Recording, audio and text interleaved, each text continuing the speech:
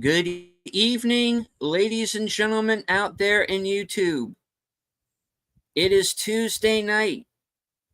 It is cloudy, and it is 78 degrees. Good evening, ladies and gentlemen out there in YouTube land. I am Deleted Scenes, human being, American, and YouTuber Ronin. I'd like to welcome you to tonight's episode of Live from Sparkwood in 21. This series chronicles the cult classic Twin Peaks, its sequel, Twin Peaks: The Return, and created by the late legendary David Lynch, along with Mark Frost. And with the passing of Mr. Lynch, this show has become, kind of a tribute to him. And we decided not just to cover Twin Peaks, but to cover his career, really.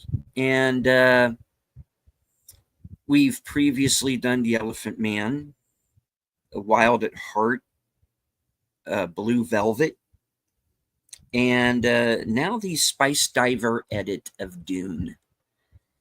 So we started this last week. It is a 3-hour film, so we cut it in half. And that's where we will be beginning this evening. Joining me on this odyssey are Superfans Last Call Tripicelli. Hello, hello. Netters Network. Good evening. And Aged Boomer.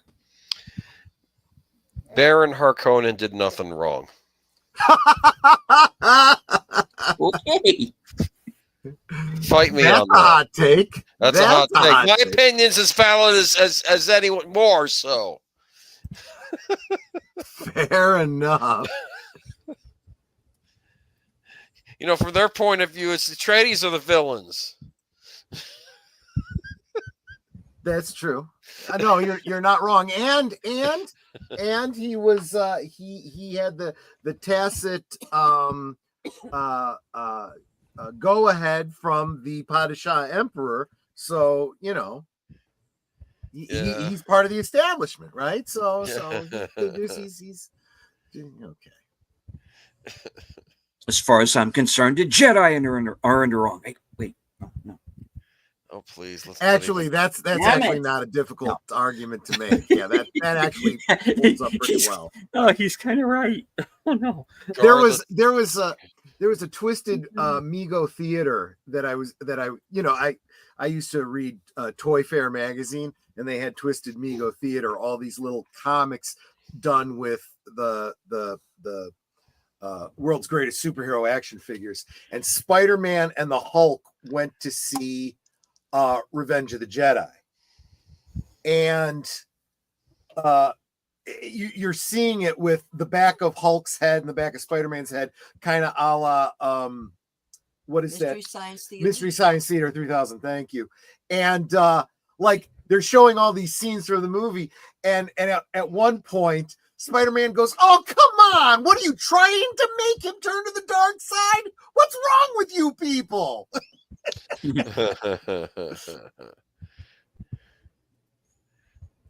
I would like to say hello to some people who've joined us here in the live chat.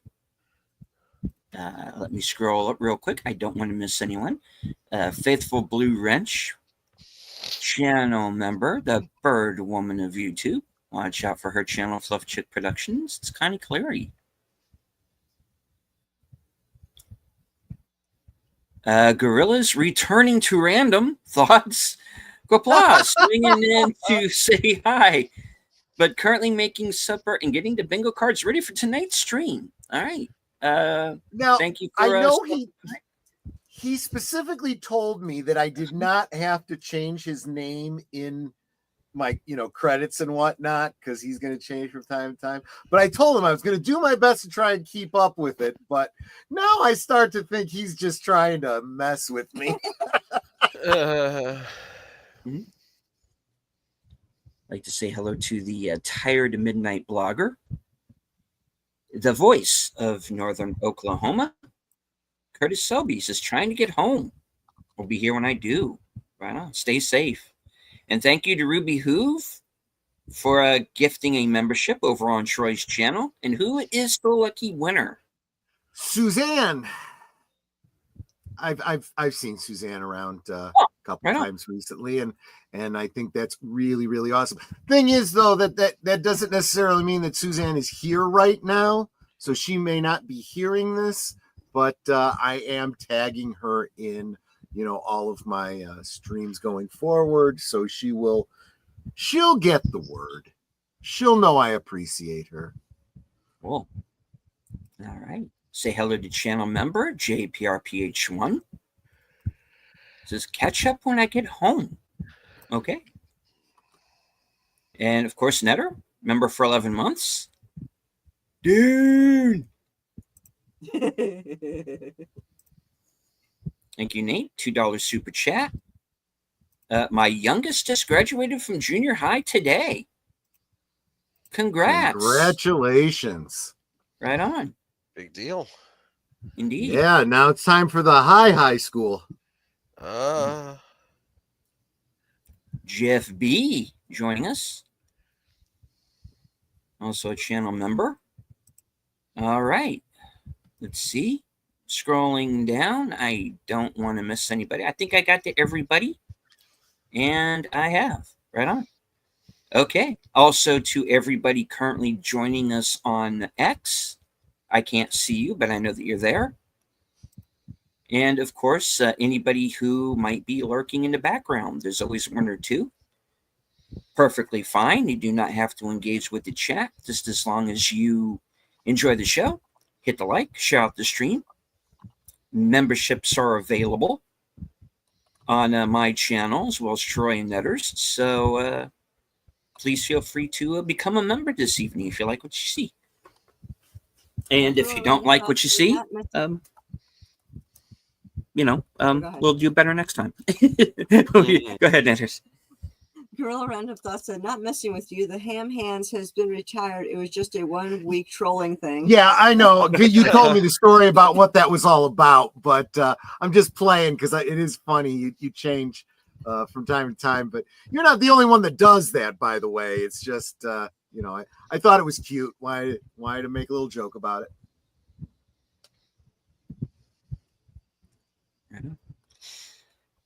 Alrighty, so like I said, this is the Spicediver edit, probably the best known fan edit of Dune 1984.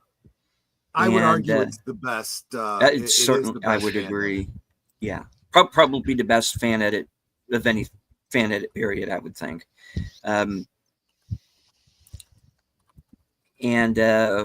So, of course, there are scenes here that you might not have seen before. They fit into the film pretty seamlessly. If you're familiar with the theatrical edit, you'll know which scenes those are pretty easily. Those of you who are maybe have seen the 4-hour cut will notice what's missing. And there's no oil paintings in this. Yeah, they released the Madsen cut, and this is it. And so yeah, you are back to the princess narrating the film, which as it should be. Should be, absolutely. Mm-hmm. And let's face it, more Virginia Madsen the better, but. Yeah. Getting to the source material, also, it is the Princess Irulan who is supposed to be the narrator. Mm-hmm. Daniel Berry Sports Highlights joining us. Happy Tuesday, everyone. Emoji Queen, Lady Mist. All right. So, where we have left off, of course, is... by order of the Emperor, the Atreides are left in charge of Arrakis, but of course the Harkonnens have laid a trap, and unfortunately, it's a trap. And as we left off, we kind of mid-attack, the Harkonnens are striking back. The Empire strikes back, and that's where we are. And hello to Robert's Infinite Realms. No party people. There's something besides the 4-hour cut. Just kidding. Yeah. So okay.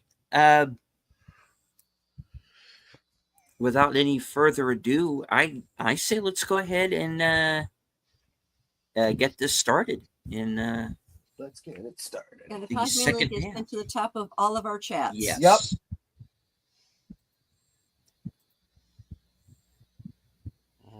Yep. You can also find this on Internet Archive. Yep. Was at one point on YouTube, but it seems to have been pulled down since. And correct me on this point because I'm not 100% clear on it, Troy. Is there or is there not a Blu-ray for this? There is a Blu-ray. Uh-huh. I have the Blu-ray version. There might be a 4K version of this too. And when I say there is these versions of them, they are out there, kind of like the Star Wars original, trilogy in 4K is out there. I see. You can find them. Okay. You can find them. Right on. Right on. Okay. Physical media, folks. Yep. And if it hasn't been released, go ahead and make it for yourself.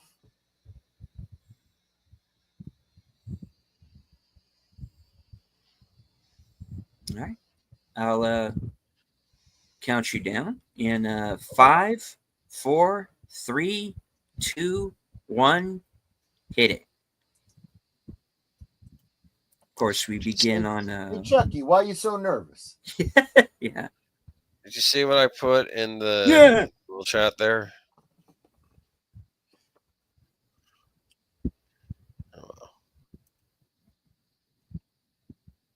Hey, it's Zit Face.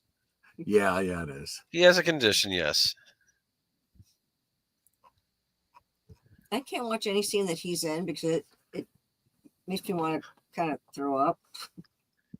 Do you think he has, I'll be on. Go ahead. do you think Baron Harkonnen has bad breath? This is what I was asking.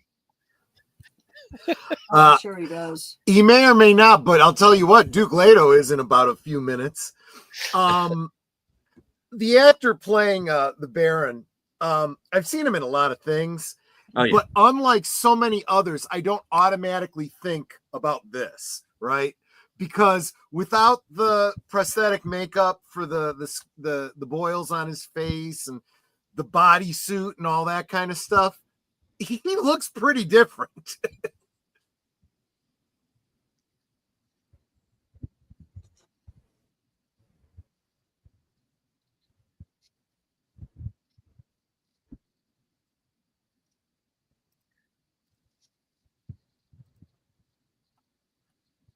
Ooh.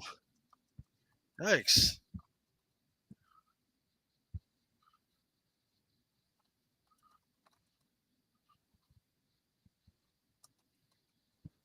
Oh, that's messed up.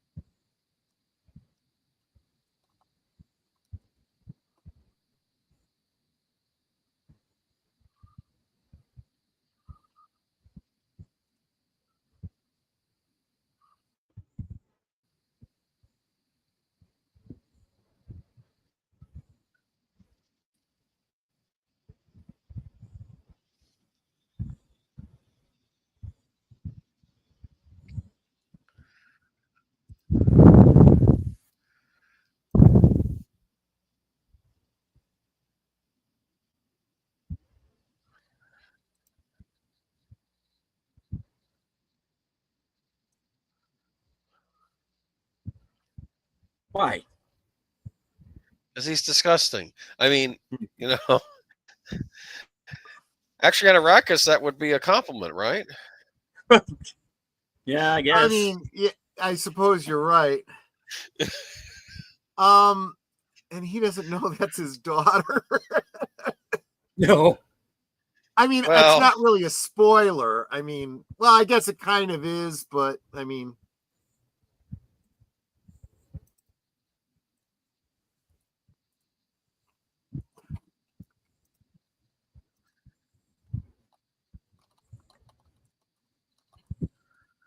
As usual, just way too into it.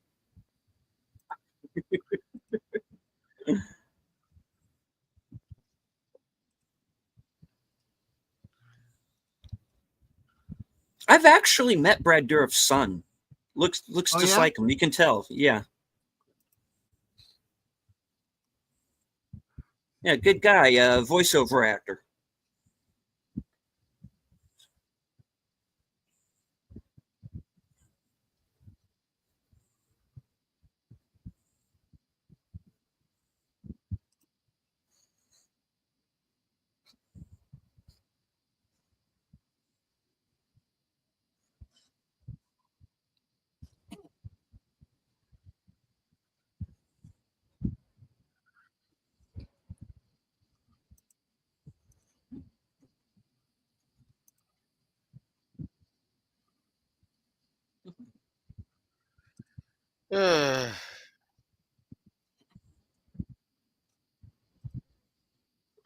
Paul's awake. I don't think he's quite selling this. Meanwhile,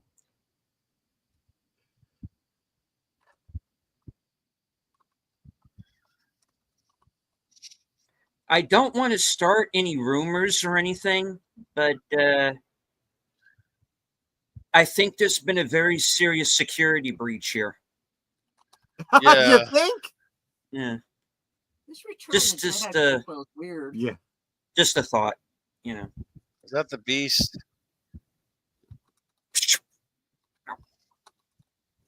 Richard Jordan Fu. Oh, there you go. Toodles.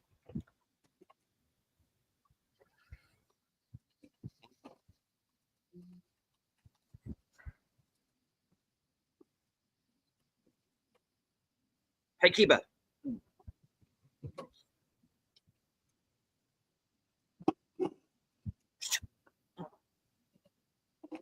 Ooh.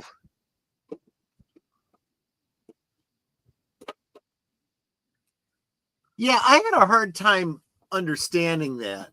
I thought that was the whole point of the shield, to prevent things like bullets.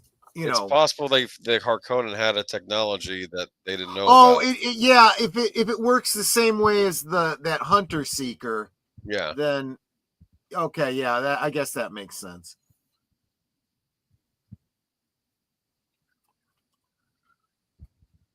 No, wait, that wouldn't work. No. Because the Hunter Seeker uses anti-grav, and you can't mix anti-grav and the shield technology. You'd have a nuclear explosion.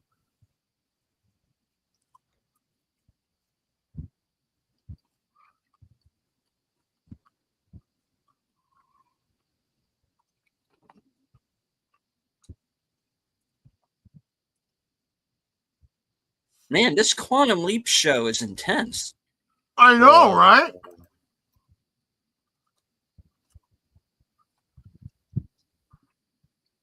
He looks a bit pervy, I have to be honest with you, the Baron. They all do. Yeah, they all do, but him especially.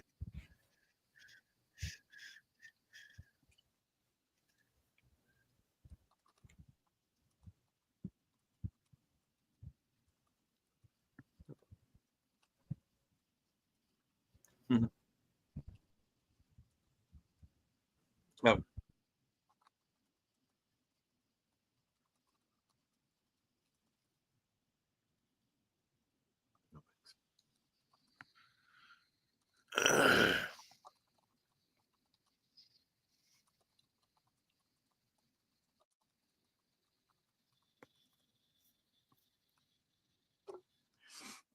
Now, the one thing is that the Harkonnens are redheads. Okay, so that's fine. You know that You see the red hair, you think Harkonnens. But these guys here, I don't imagine them being related to the Baron, you know?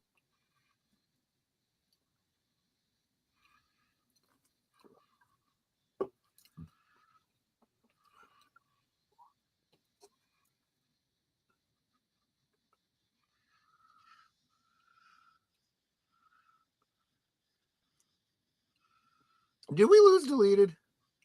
I don't know. Yes, we did. I'm taking over now. Oh, is he still having storms in his area? I don't know.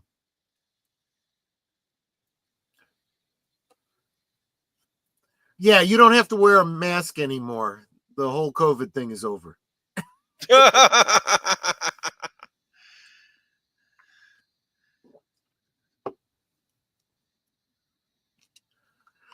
Now, I don't know if this is intentional or not,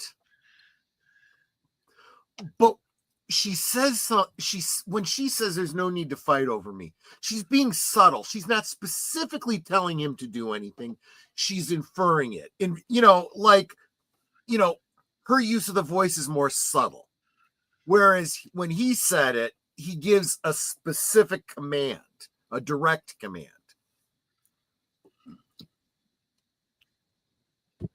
They're getting a little close to those rocks, aren't they? Almost there. Stay on target. It kind of looked like that, you know?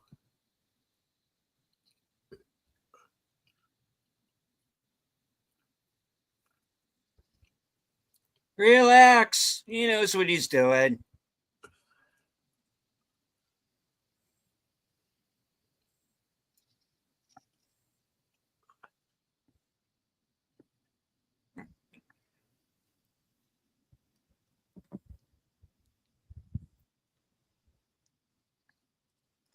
Hello to Big Al Presents.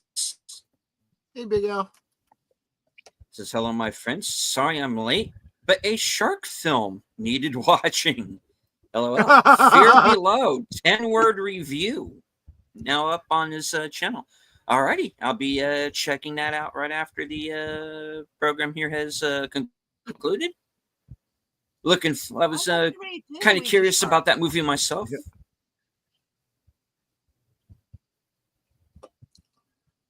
Ew. He says, what if the entire planet is inbred? I think that's kind of the idea. I guess that's probably the implication. I guess I was thinking specifically, source material, but yeah, that could have been the intent. You're right. Hello to you, Sarn G, channel member. Welcome, welcome. Thank you so much for being here. Cosme link is at the top of the chat. And hello to Susan Eckstein. Good to see you there in the chat. You made it over. Right on. Space Fraggle. Good to see you, sir.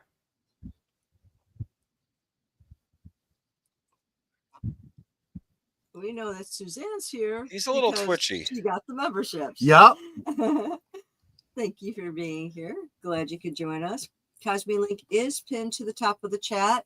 If you don't have a Cosme account, it's free. Just have to sign in. Yeah, you just have to sign up and sign in. Excuse me. Yeah, we just started a few minutes ago on part 2.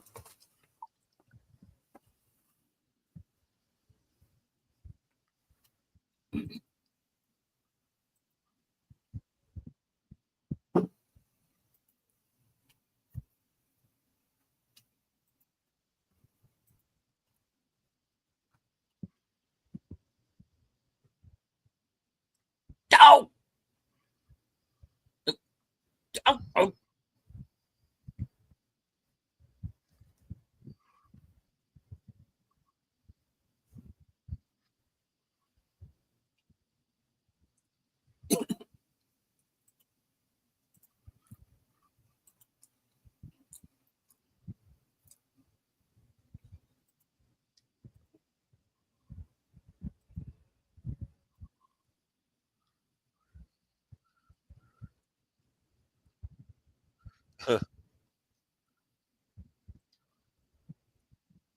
Yippee, he's alive.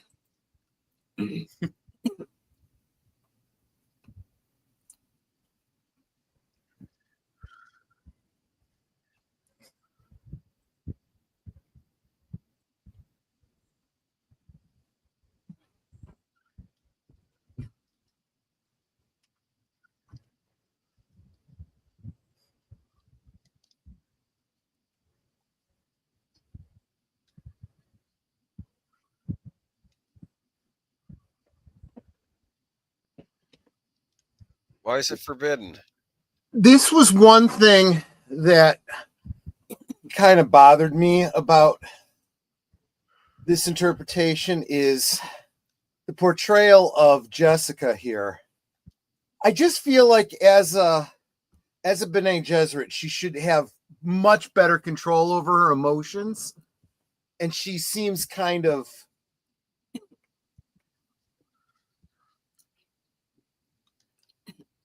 I mean, yes, the anger makes sense, but she seems kind of overwrought when she really should be a little bit more girl bossish, if you will.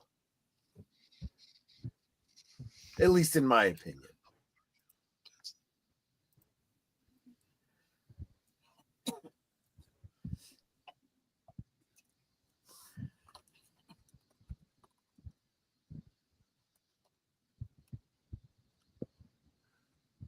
Usul.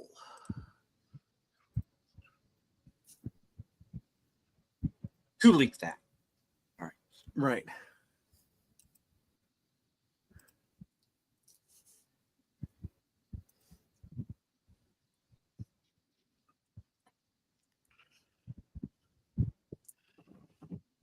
Yeah, the face That's of kind of a Bo's really point. different here. And good evening to Jane Doe Letty, I believe it is. If I've mispronounced it, I apologize. Yeah. But welcome. Hey, Jane.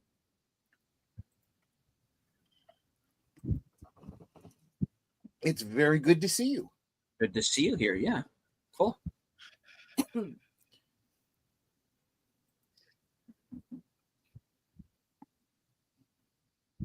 The interesting thing too is that so we get these dream sequences, and usually in a David Lynch production, you get dream sequences like this, and it's like, what kind of an acid trip is this? This doesn't make any sense. But the dream sequences here all make perfect sense when you understand the story.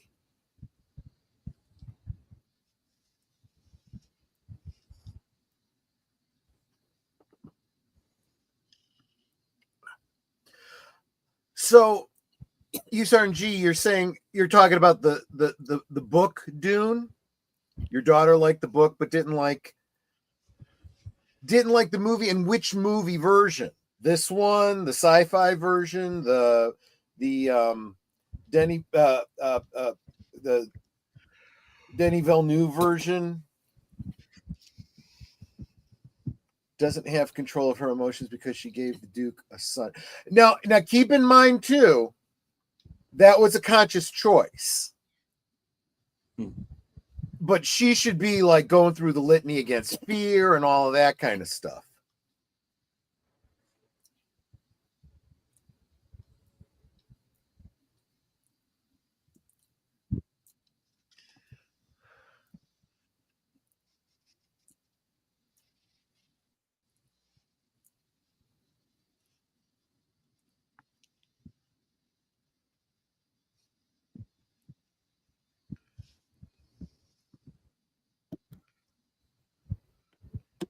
Wow. Now he's not wrong. He's not wrong, but in the book, he didn't have this level of self-awareness at this point yet. No. This is a storytelling device because of the limited time and the fact that he probably knew, excuse me, that this was only going to be one movie, that he wasn't going to do the whole series.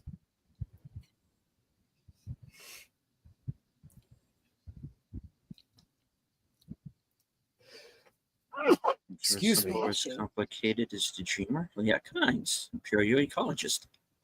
Book 3, Muad'Dib.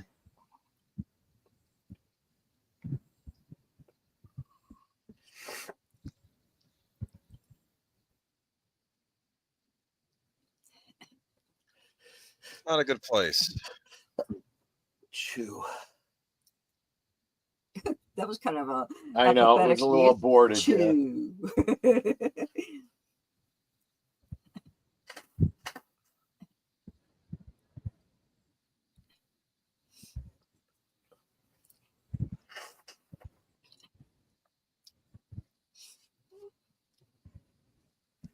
In whatever way they decide to kill him off in whichever version.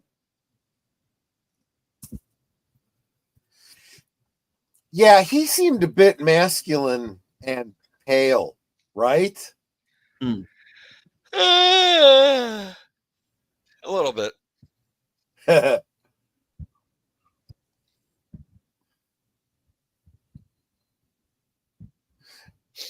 And did we say hi to Enigma Severus? Whoa. Welcome, what am I Enigma. watching here? Oh, hey, Enigma. And Real Wade Nation Gaming Clips. Thank you. The Beast Raban has to make sure he gets that really good nose meat. Ew.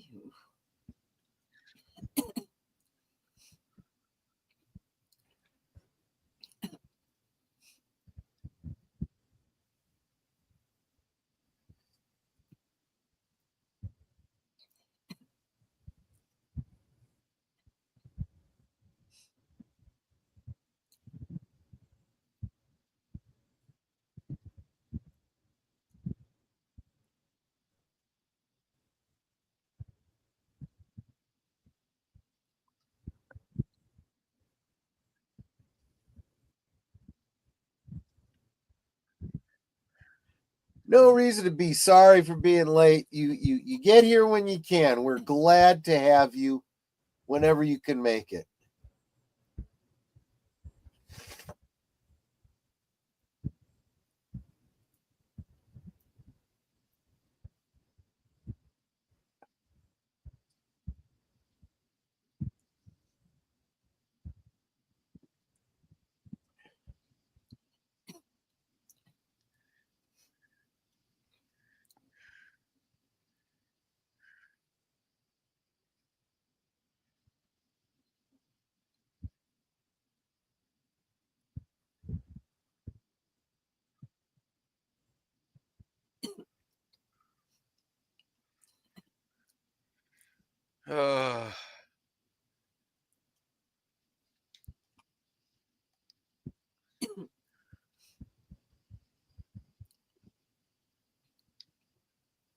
Yes, we have to be able to market this.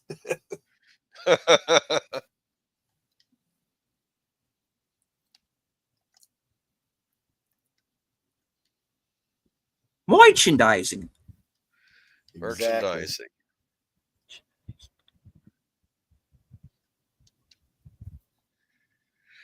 We'll be coming to Desert later.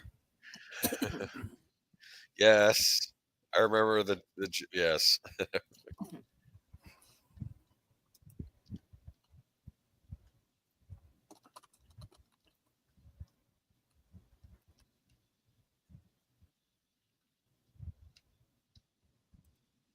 Beetlejuice is in the Dune universe. Confirmed. Well, you never know.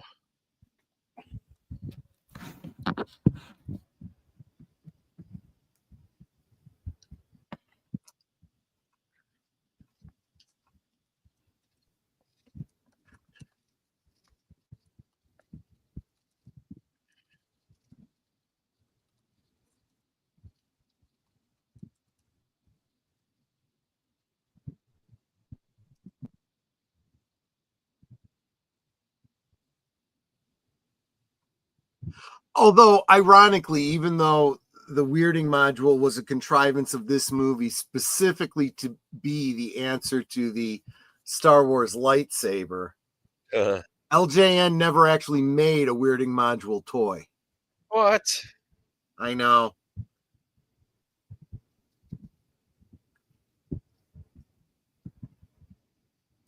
This Arrakis feels more alien than the one in the Villeneuve movie, I think. Am I wrong? No. No.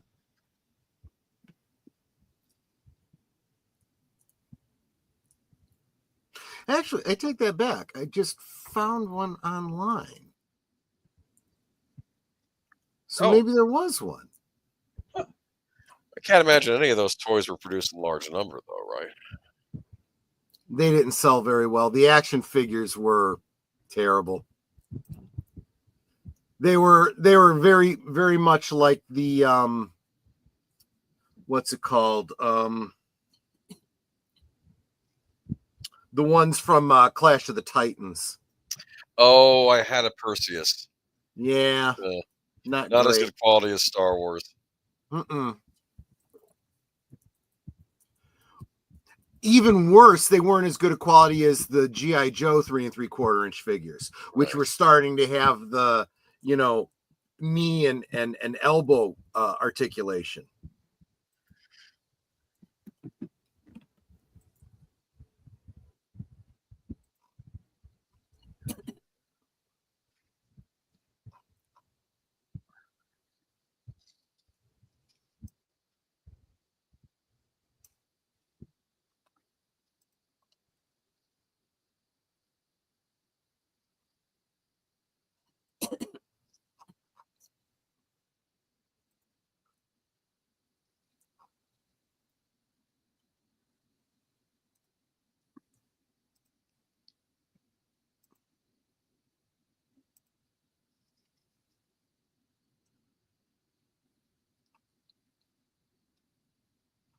Oh, I see.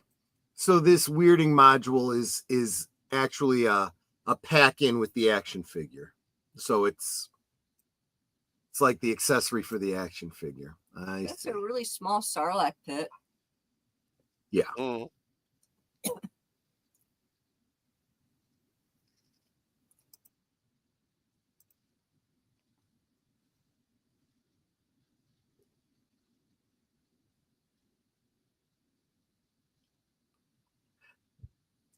See, it's not Eevee Mux. You're having the same problem here too.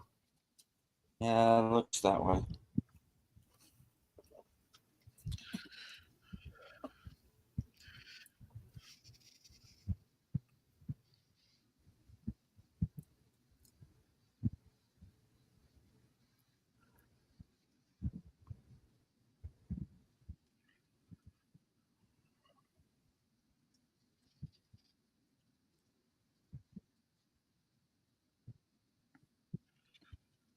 Hello, Real Wade Nation Gaming Clips.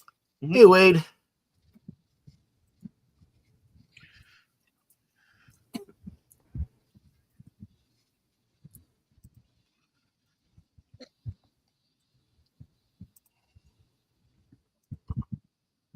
And hello to Enigma Severus.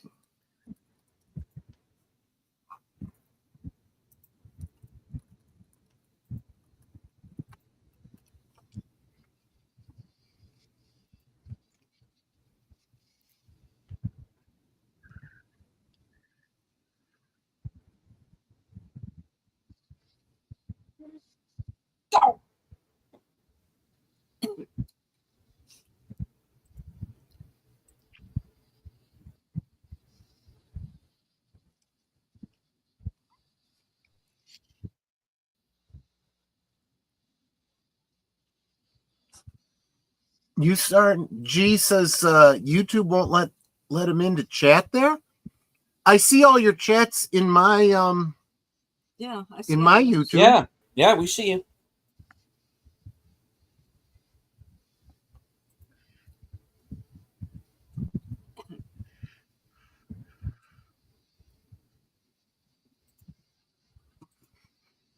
You said hi to like everybody, and then you said my daughter loved the book. She said the movie is basically trash. I'm not sure, but it's about 25 years ago. And then I really like the book or the movie. I didn't really like the book or the movie, but I like Clive Cussler wrote novels. So yeah, I'm seeing your comments there, buddy. We're seeing you. Although I just realized that I'm not seeing all comments because I only had top comments on, but there we go. Yeah, I just changed mine to live chat. Did David Lynch have any trouble working with Sean Young? I don't remember hearing any stories from Not that I've the heard. No. filming of this movie. Yeah.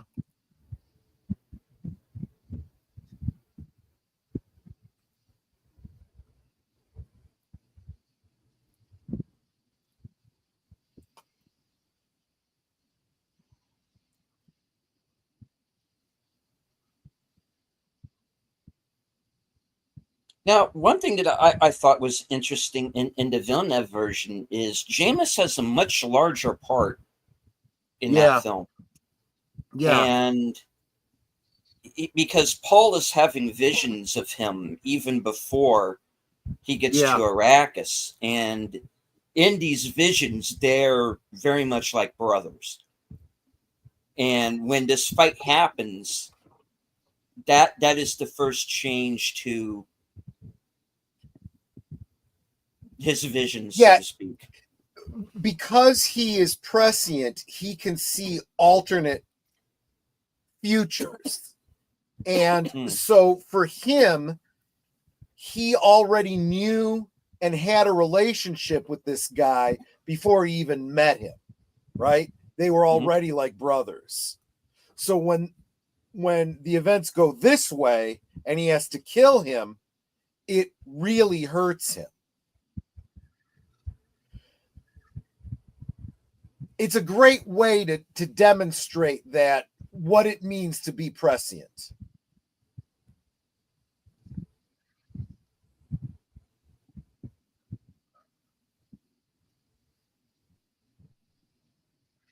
Now they get the water. Yep, they take him away to reclaim his water because his water belongs to the tribe.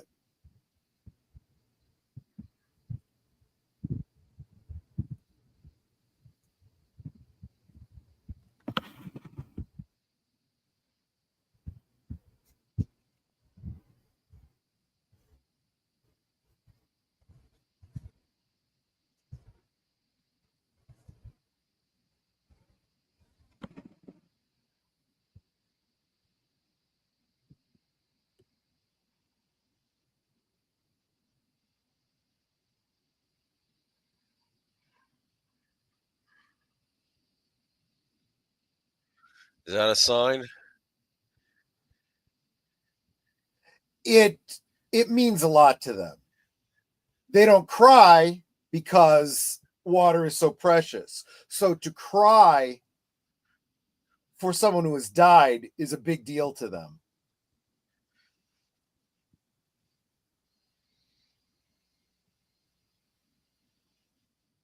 If you also look on page 140 of the Fremen Prophecy Handbook, subsection 2, it's there. Yeah. That was okay. So this one doesn't really show up, isn't clear from this film, and I don't think it comes up in the current film. But in the book, when he asked to be called Paul Muad'Dib, that was another change from the future that he saw, because in the original future, it was just Muad'Dib. And he said, no, I also want to be known as Paul. I want to honor my father with the name he gave me. So that is why he chose Paul Muad'Dib.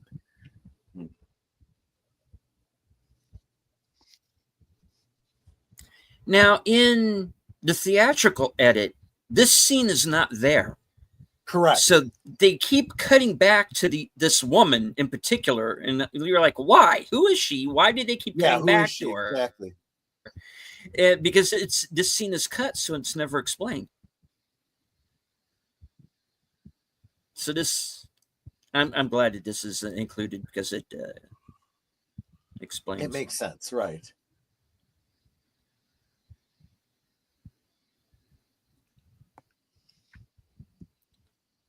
And it also gives her an arc because she goes from, kind of giving Paul the stink eye for obvious reasons to she's pretty much a ride or die by the end of it, Right.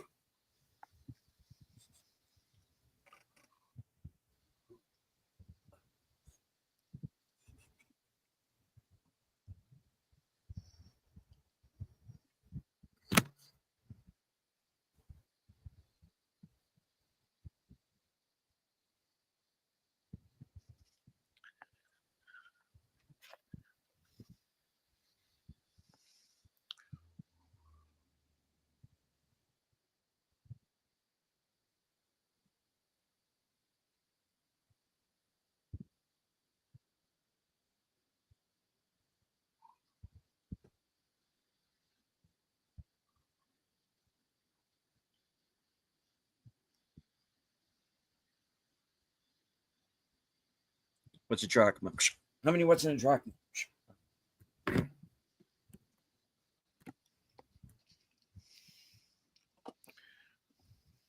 Is there just one left? Yeah.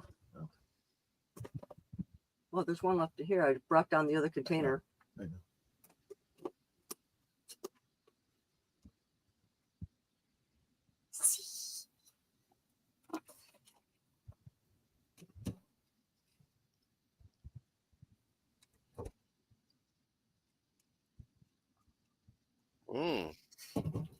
The other thing is Jessica's hair is just so lustrous. I kind of love it.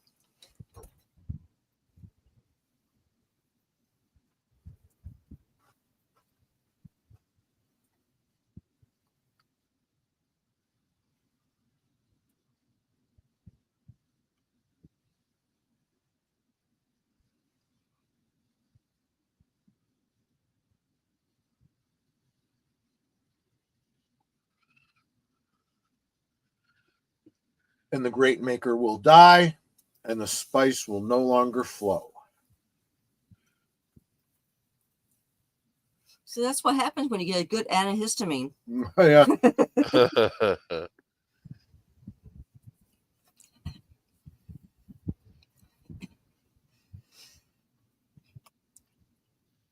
In the beginning, there was the heaven and the earth. Wait, no. No.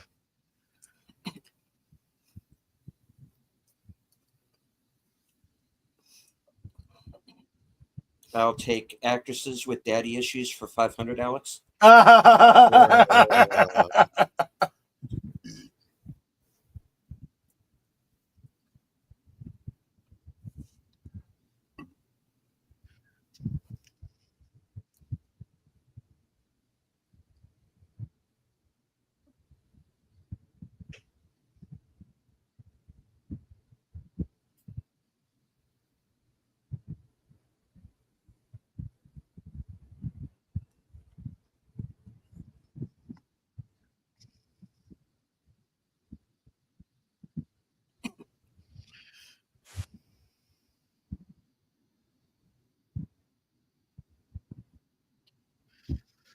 Now, I may be reading too much into the source material, but my impression always was that it was kind of a dishonor to Chani that Liet was killed in the way he was, and the siege robbed of his water. Huh.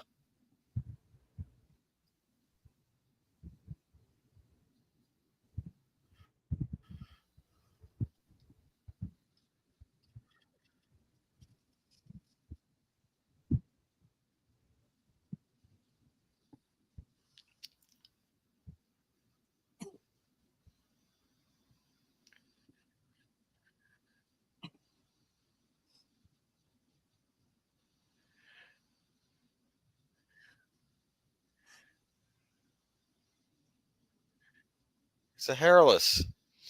Yep.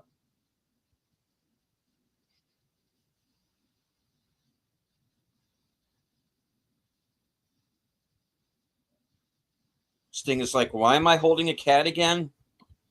Yeah. Okay.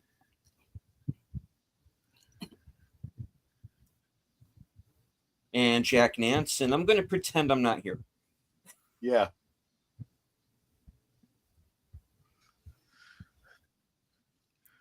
Which is not wrong, because to the whole movie, he's just trying not to die. Yeah, exactly. He's just... Well, until he decides to die.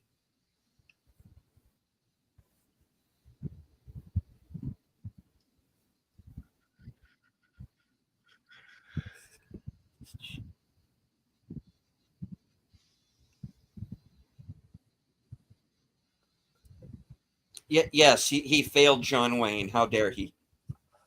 Yeah.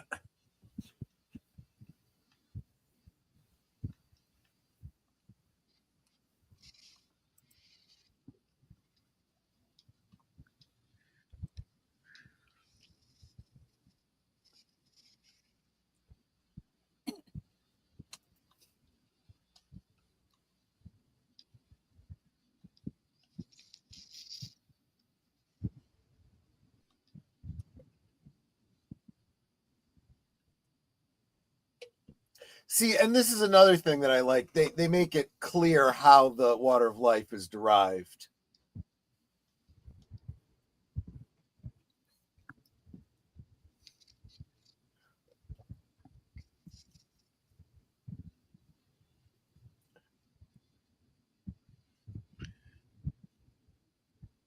By drowning a little maker. Oof.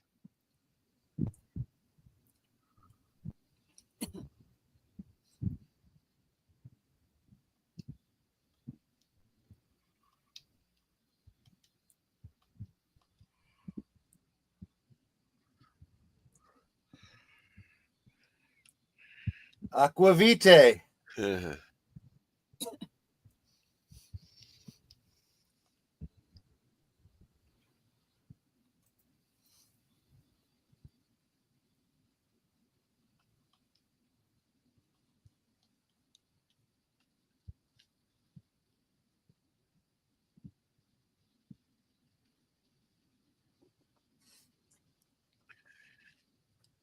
Uh-oh.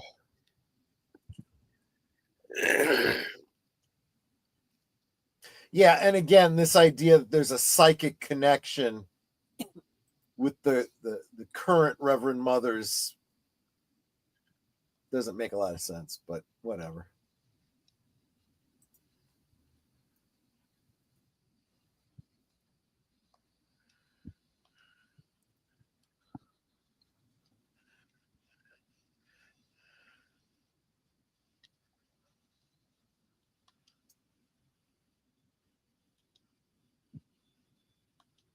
Yeah, but he's not just any man.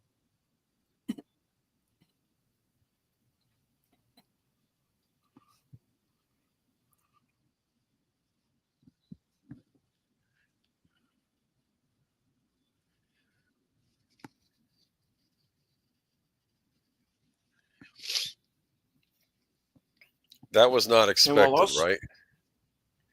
Right. No. To the B'nai Gesserit, that is considered abomination. She's considered preborn. She has not yet had a personality of her own, and she is literally assaulted by the personalities and memories of every ancestor that went before her.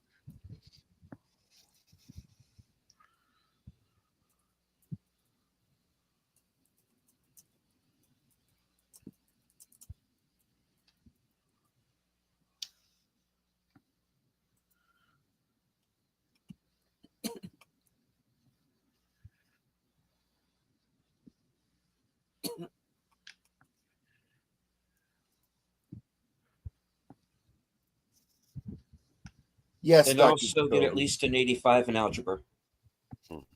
Yeah, exactly.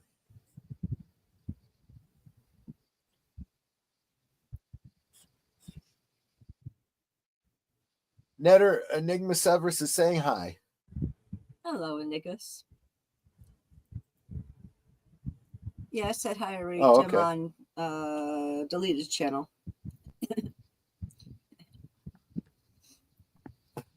Curtis says, I'm thinking of changing my name to Shai Hulud. That's what I call little Troy, Shai Hulud. Netter just looks at me. And demonetized. Yeah, right, exactly. Well, I don't know. I think we can get away with it because you got to kind of interpret that one. Got to read between the lines.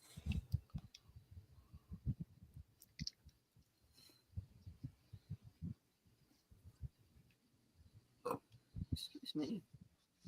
Kyle MacLachlan, 100. Directed by Zack Yeah. Snyder.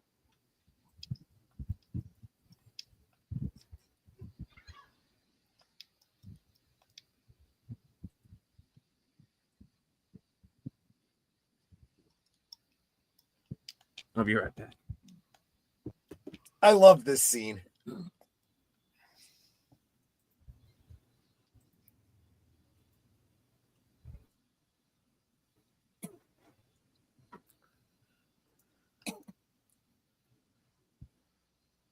Oh.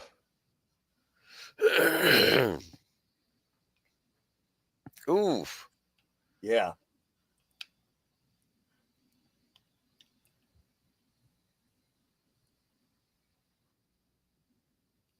I mean, it's like he's giving it a real try, you know. Break!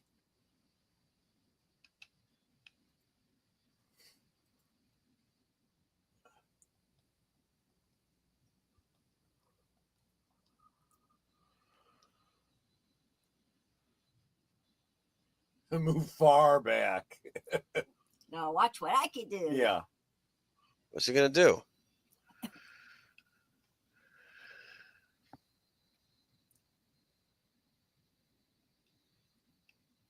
He's going to use Kung Fu on it. Kind of.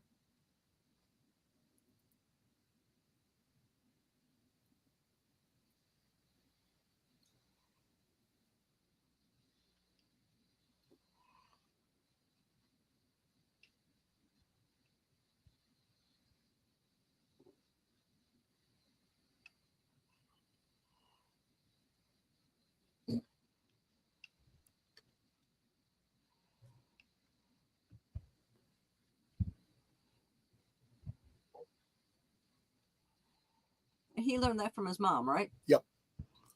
Well, mostly from his mom, but he learned skills from the Mentats, from the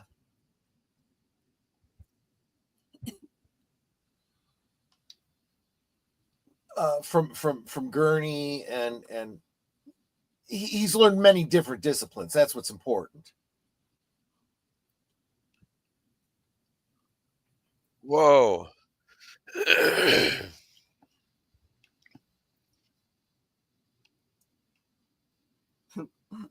It's like, be careful. Don't say my name because you'll kill Yeah, somebody. exactly. And that's why it's really cool when they're going into combat and you hear people going Muad'Dib, and they're taking out large sections of the desert. Forget, isn't Muad'Dib, doesn't that mean like the little mouse or something? Because she had seen a... No, that's Usul. Muad'Dib is...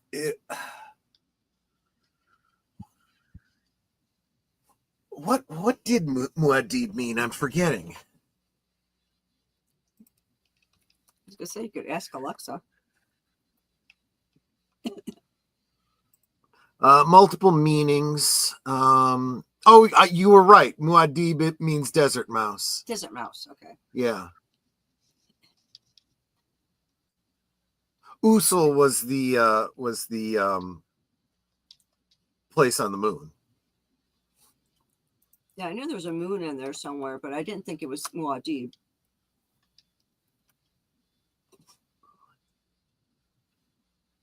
It literally means strength at the base of the pillar.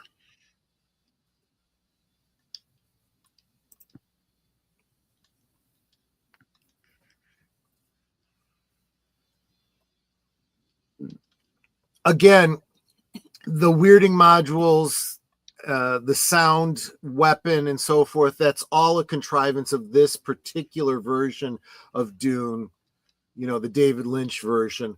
However, the idea that his name would be a killing word that does come from the source material. So it's like a literal interpretation of it.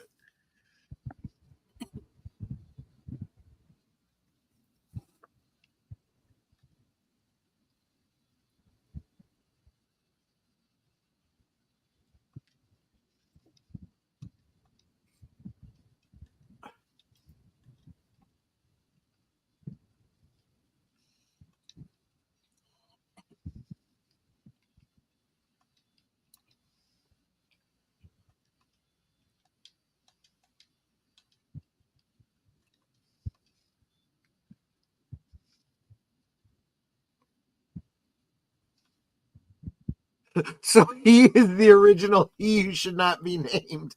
I suppose so.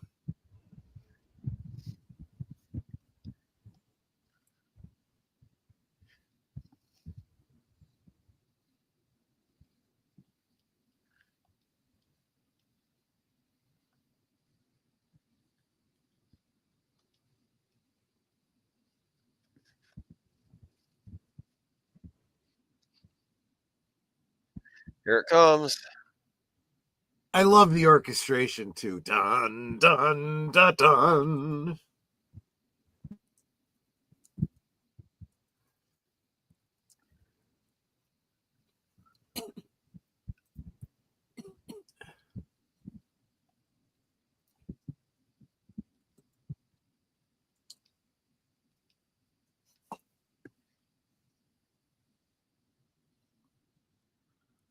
I'm gonna crack you open like a lobster. Kinda. And by opening up that segment, the worm has to turn that away from the sand because it hurts. Sand in it. Yeah. Yeah. And that's how he gets on top. And by keeping it open, he keeps him in that orientation. And I always just stabbed it with something.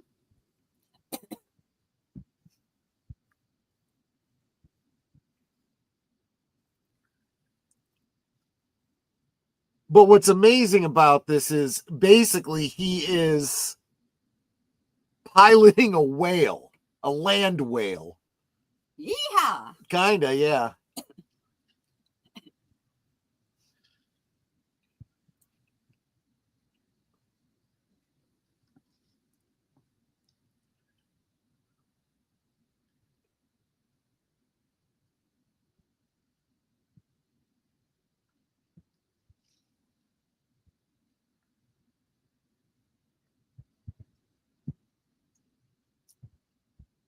It's like, let's all get on board.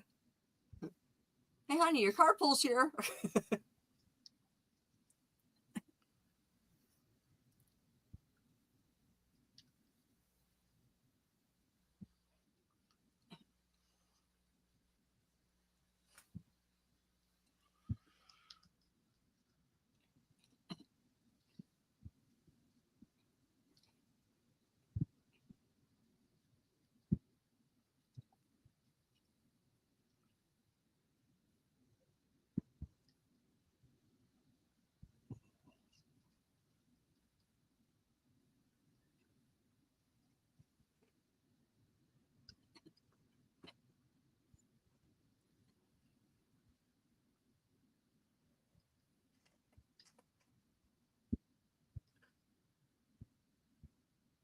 I just want to hear one of them say, Enoch Chuck.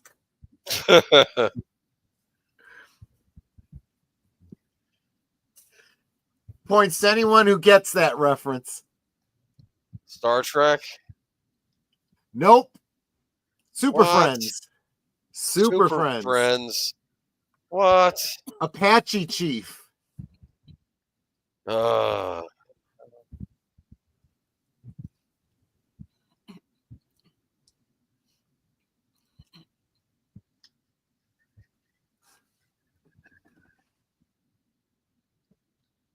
The other thing is because they're using sound weapons and not laser guns, they can attack a shield.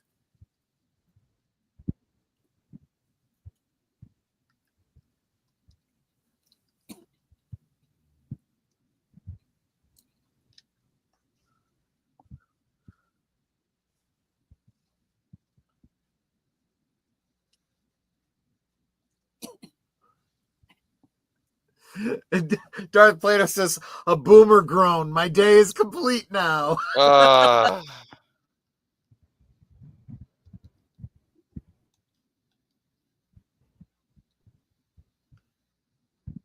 You actually make a good point there, Darth Plato, because the whole idea behind the Fremen was that they were, in and of themselves, such good warriors.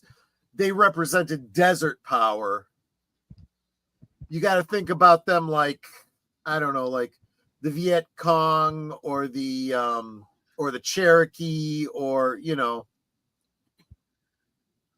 some other native that knows the land and is good at fighting from hiding and guerrilla warfare and whatnot. Nate says, so he's the original, he who should not be named. Exactly.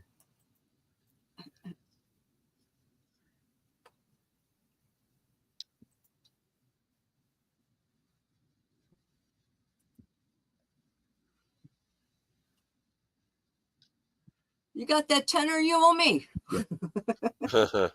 They lied.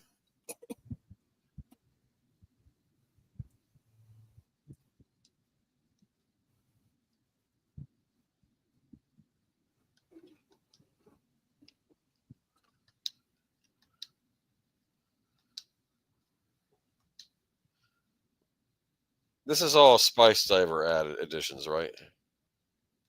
Yeah, some of it's a little bit of out of order from the original release. There's some added scenes.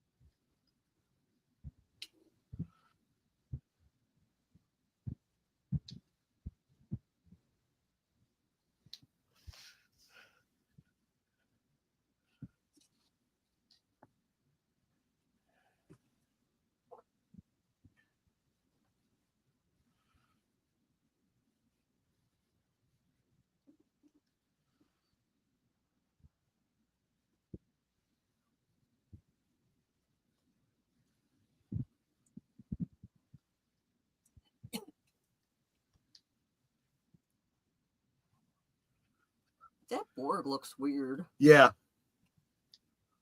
Well, like I said last week, those guys are like, they will one day be guild steersmen.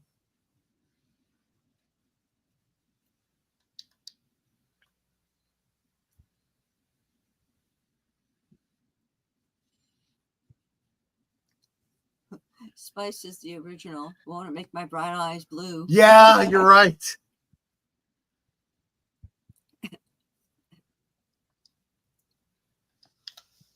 Yeah, that's brilliant. Destroy all life on Arrakis and you end spice production.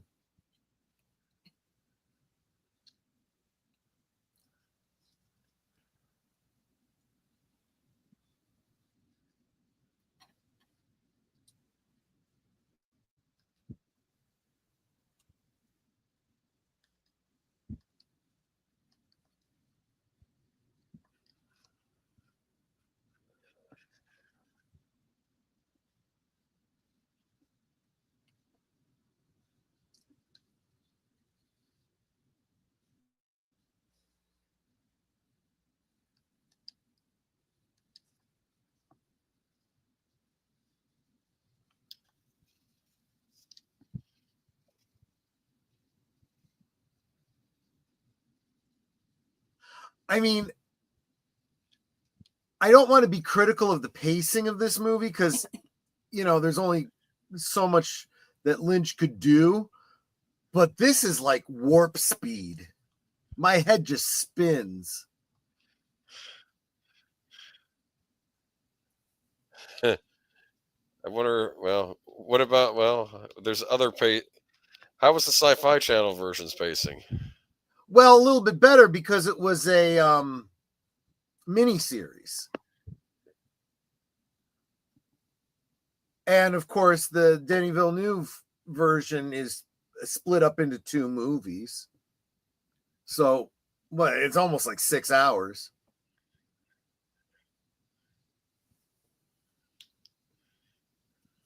Hello, darkness, my old friend.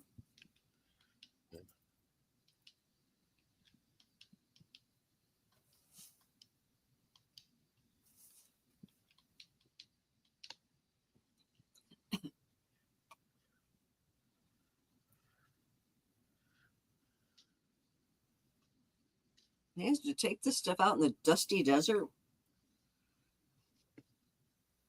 They tried and died.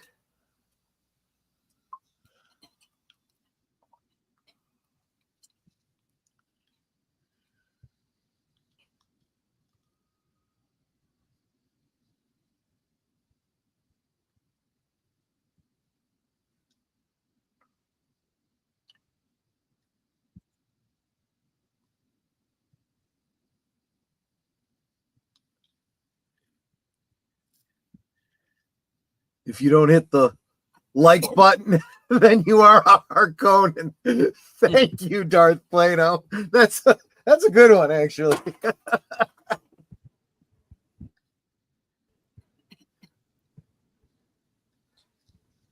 Curtis says, the Emperor would later come to Earth and be elected governor of California. Yeah. Which, near as I can tell, is pretty much a job that anyone can get. Well, you certainly don't need to be terribly skilled.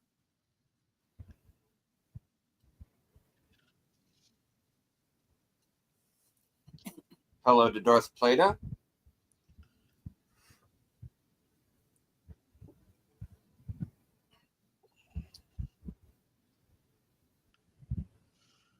He's taking the water life, so they're bleeding.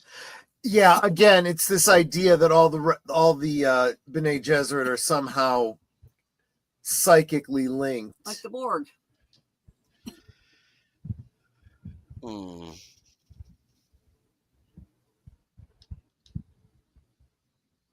she grew up fast. Well, that's the other thing, too. The film doesn't convey it very well, but there is years that pass. The book does a better job of conveying how much time passes, and so how old Alia would be and so forth.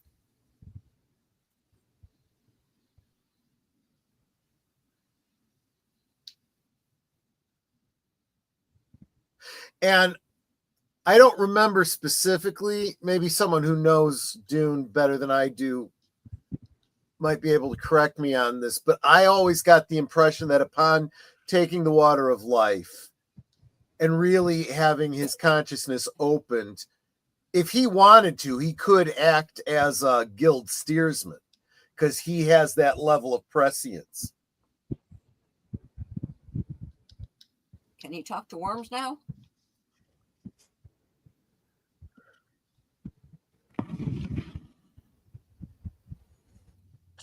That's so wicked. I know. I get chills. They're multiplying.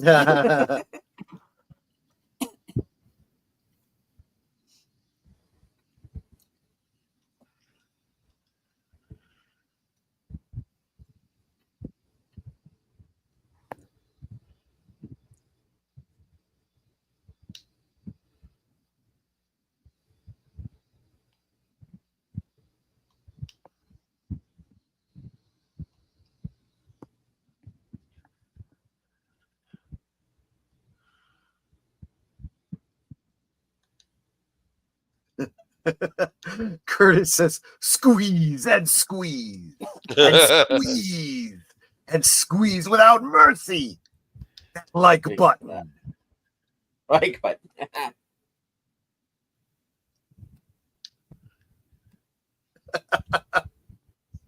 Right on. Tots.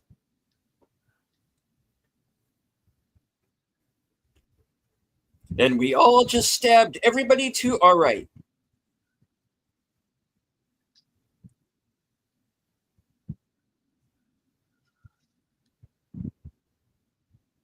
Do you own the score to this, Troy? Pardon me? Do you have the score to this? I don't, but I really do love it. I love the fact that you have this orchestral music with electric guitars.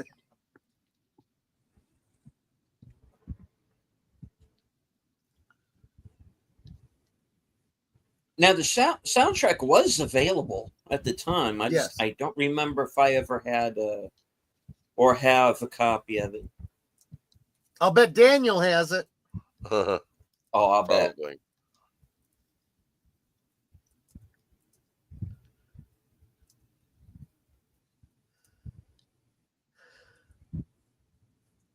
Because there was a time where soundtracks were my thing. Yeah. But well, not, honestly, not just mine. Now, I also wonder about the wisdom of having all these thumpers this close together. You'd think they'd spread out more, but whatever.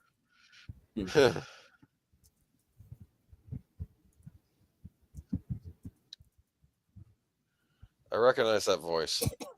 Yep.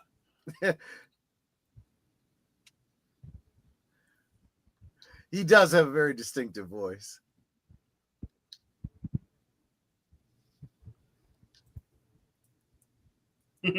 Thumper. Yeah. Give one, Curtis.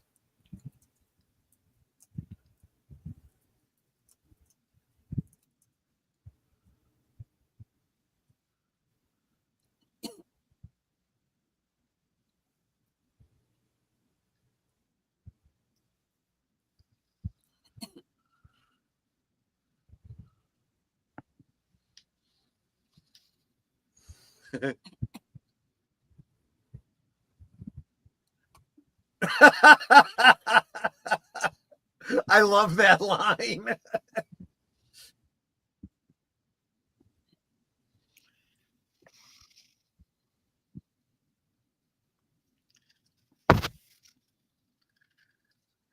Where's Ed's gas barn?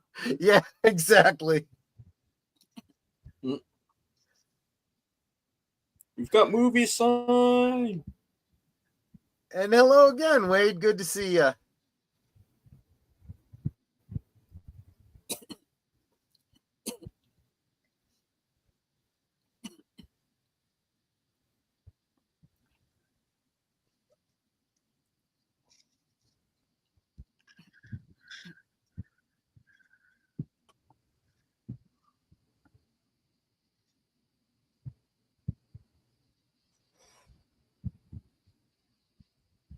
That floating fat man.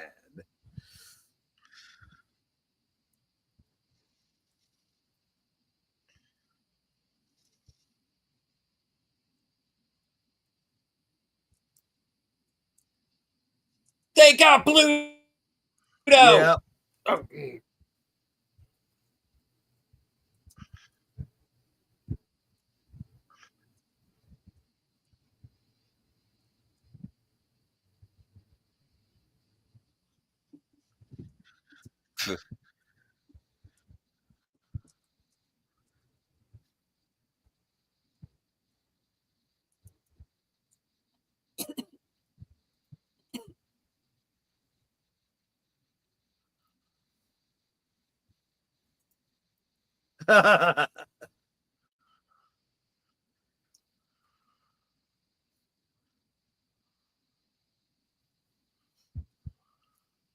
And that hostage would not be a hostage if she didn't intend to be there. All right. The words you are looking for right now, Baron, is shit. Yes, exactly. That is all. All right.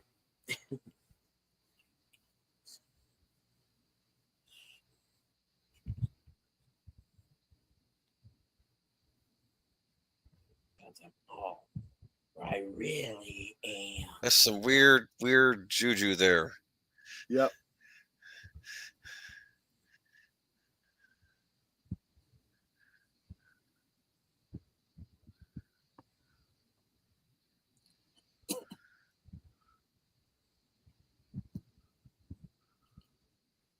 Now she shouldn't know him as Muad'Dib. And technically granddaughter to the guy floating over there. Yep, exactly.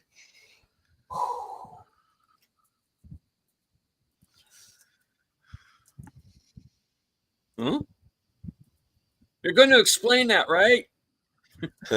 No. No, well. Well, but the explanation is pretty simple. I don't know how he knows unless it has something to do with his prescience. But the fact is, he knows that everything is lining up the way it's supposed to. His sister's in place. The atomics are going off. The storm is coming. The worms have arrived. You know, everything is going perfectly on schedule.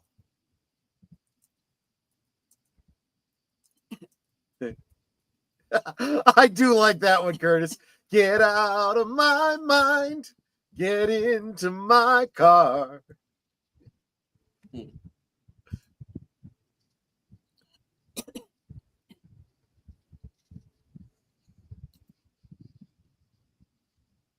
My brother's coming. And you are gonna be so laughed.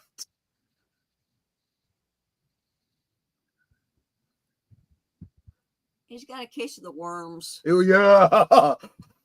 Big case of the worms.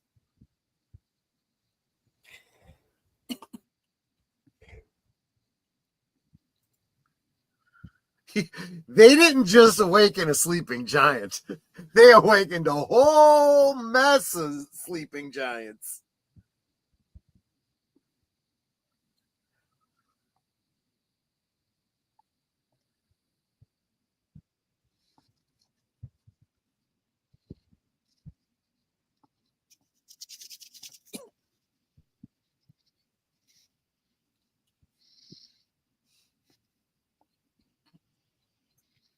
Yeah, good luck with that.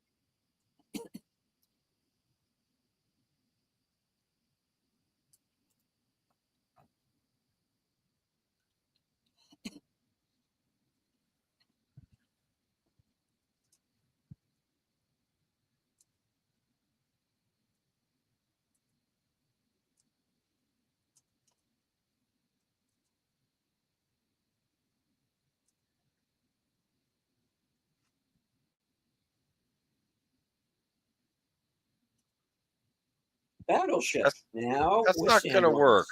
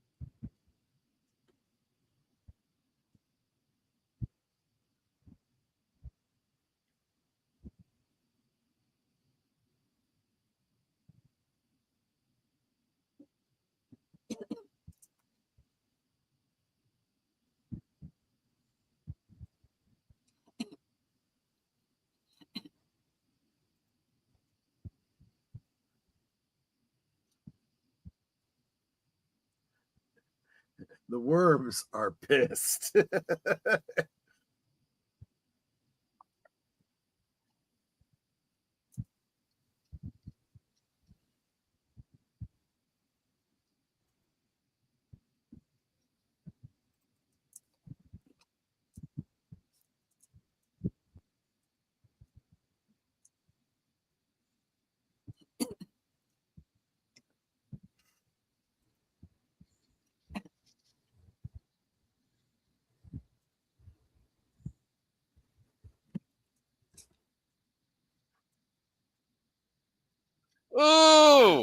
Yeah.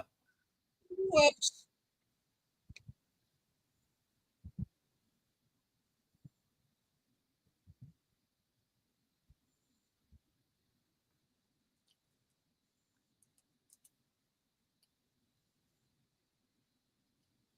Bye.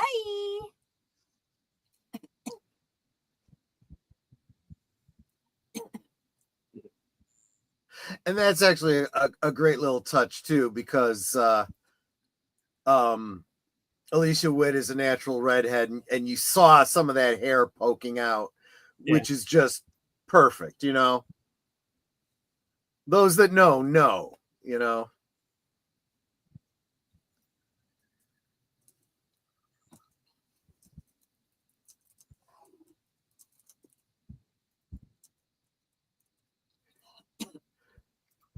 Creepy little girl.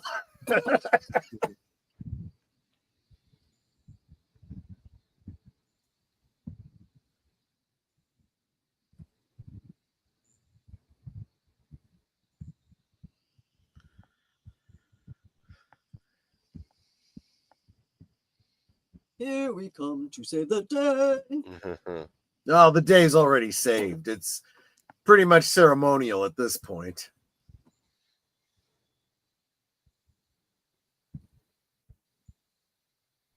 Well, there's a couple of more cards to play. Yep. I like this. I'll give the right to this. They established justice in their world. Yeah.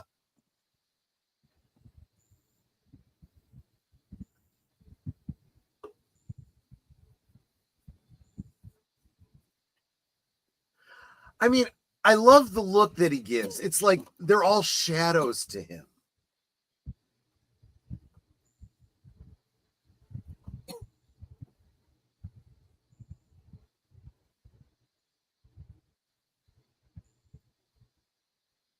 Is that Sting? Yeah.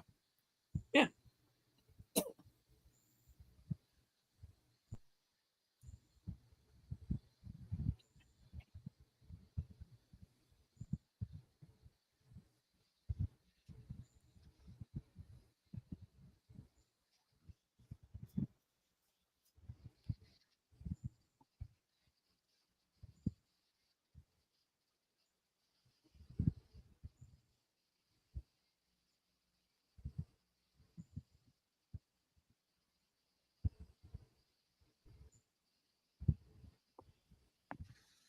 And he turns his back on him because he knows he was sent as an assassin.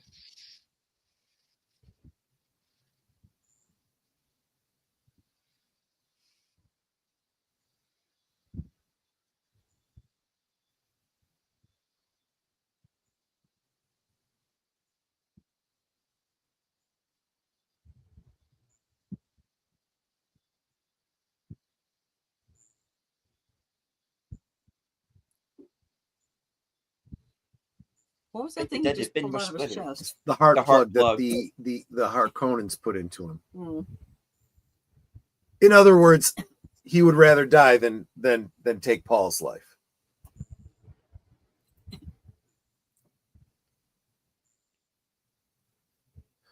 Dang, those eyebrows. Yeah, I know. What, they needed plucking? Well, trimming maybe. You could braid those.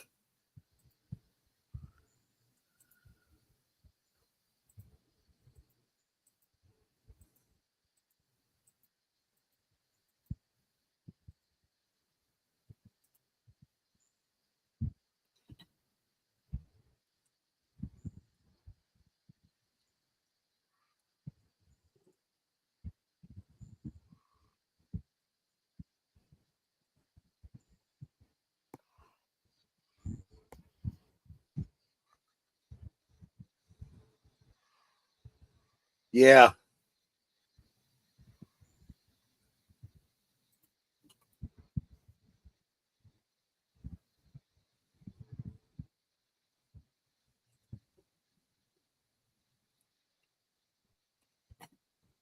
Silence.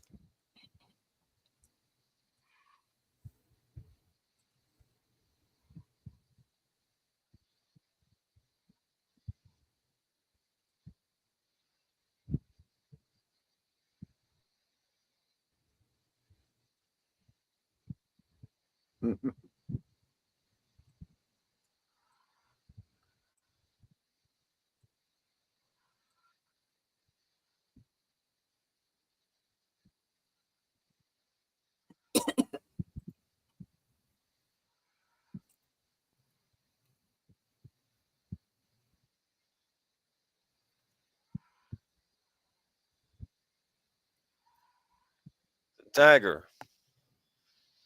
Yep. That's not a knife. This is a knife.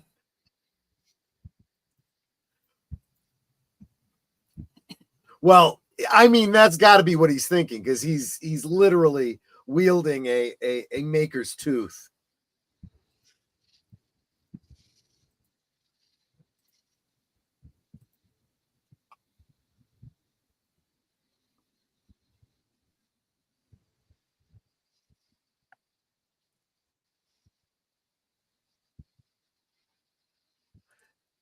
I love that he's not really taking it as seriously as he should.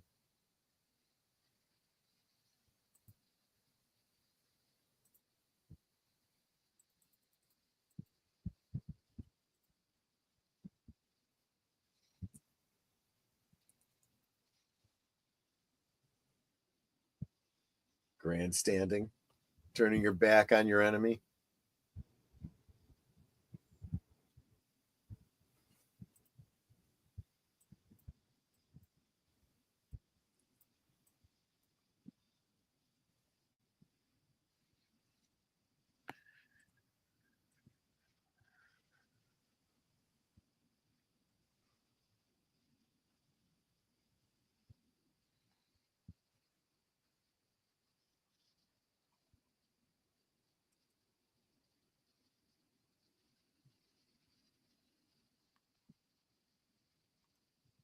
Ow. Mm.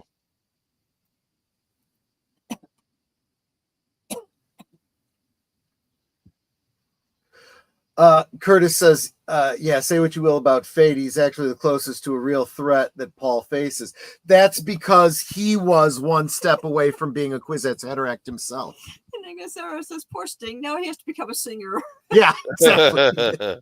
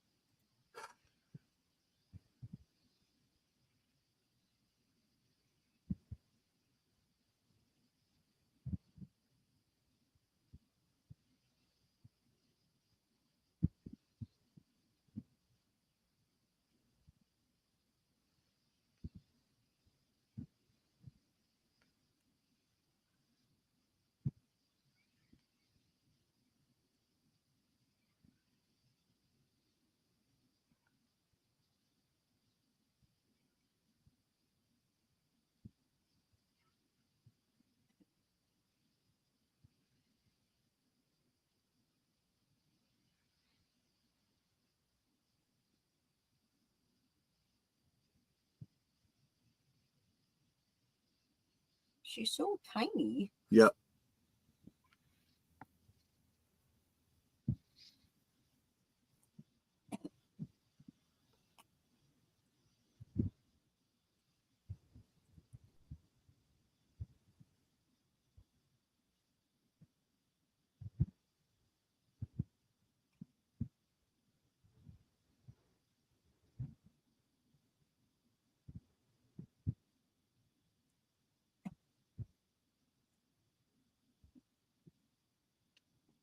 It is the Kwisatz Haderach. Yep.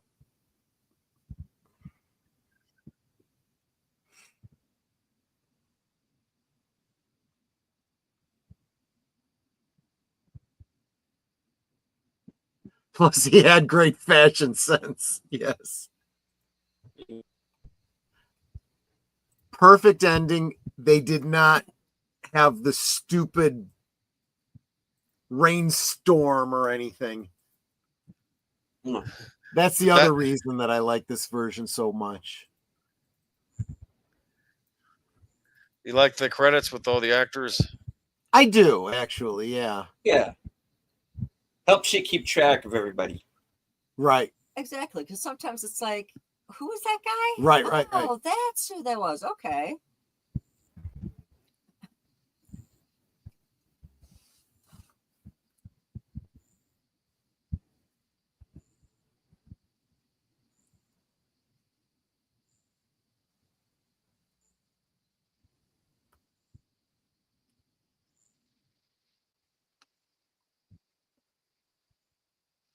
Everett McGill.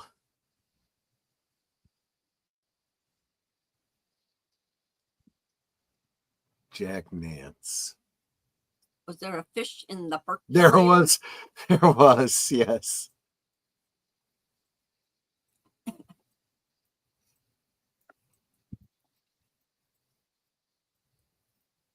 Beast Raban kind of lost his head, didn't he?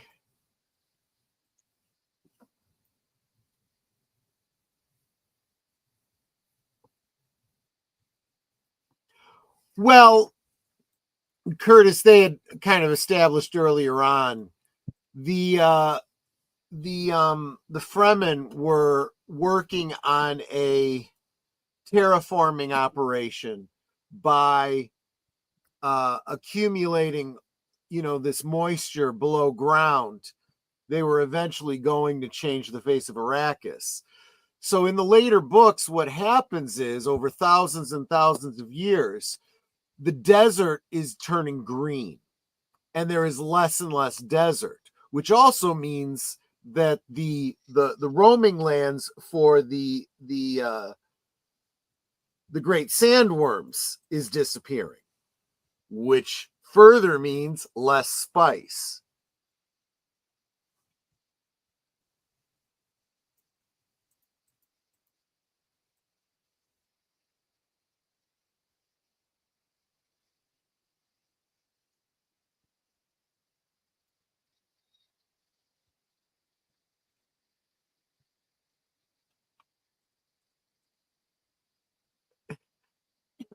Nate finds all the cat memes.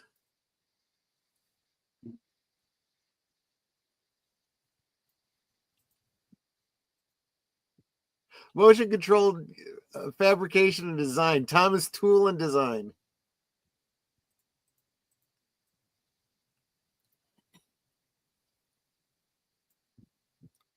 That's good stuff.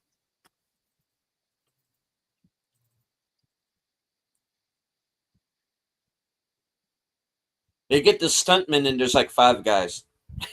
Right.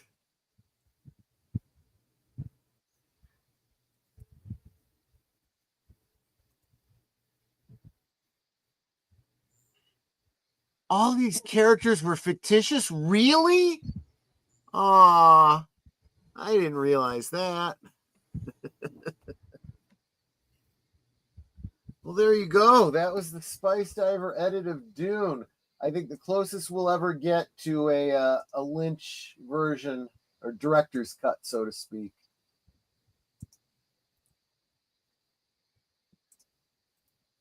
Indeed. Good stuff. Good stuff.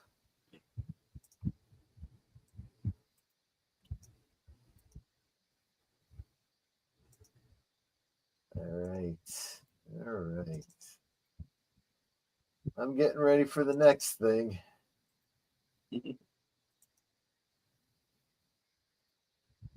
Oh yeah, because right after this, All right, it so, will be play 7. Yep. Go ahead. No, you were saying. Oh, right. All right. Well, all right. So for those of you in the chat who maybe have not seen this version of the film before, what did you think? Let us know. So, how like would I rate? Oh, yeah, good point. How would I rate it? Well, like I said,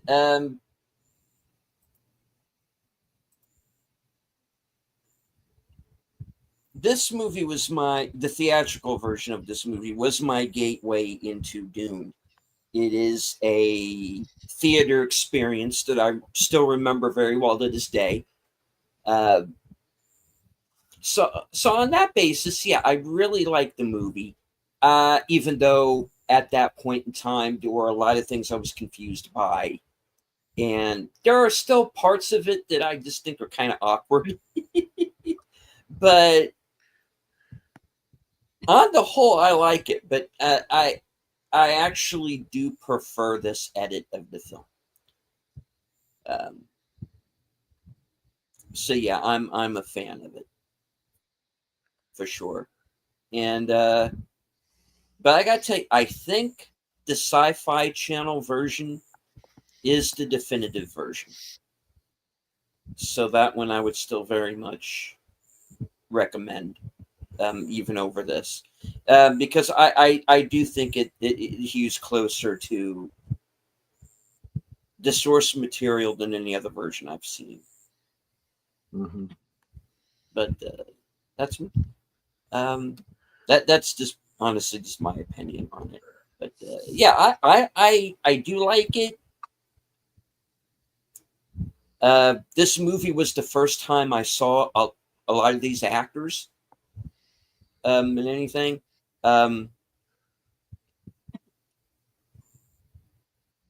So yeah. Like Deleted, this movie was my first David Lynch movie, but I didn't see it in the theaters. Saw it on television. Yeah.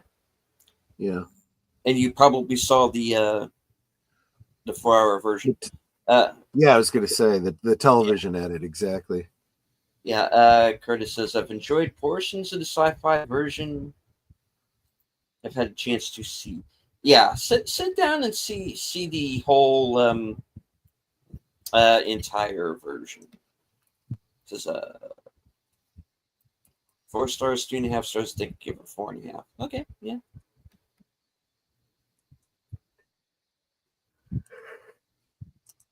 Let's see. Connie says, lost count how many times you've seen it. Yeah. Yeah. Curtis says, loved it. Thought it was much better in the released version. I agree there. Deleted producing Dune. Continue the story. Well, if there's somebody out there who's making a version and they're going to crowdfund it, I do what I could to help. But I don't know if what's going on with Dune. If anybody is well, I mean, they got this Dune Messiah. But here's the thing, is that they changed so much of the plot.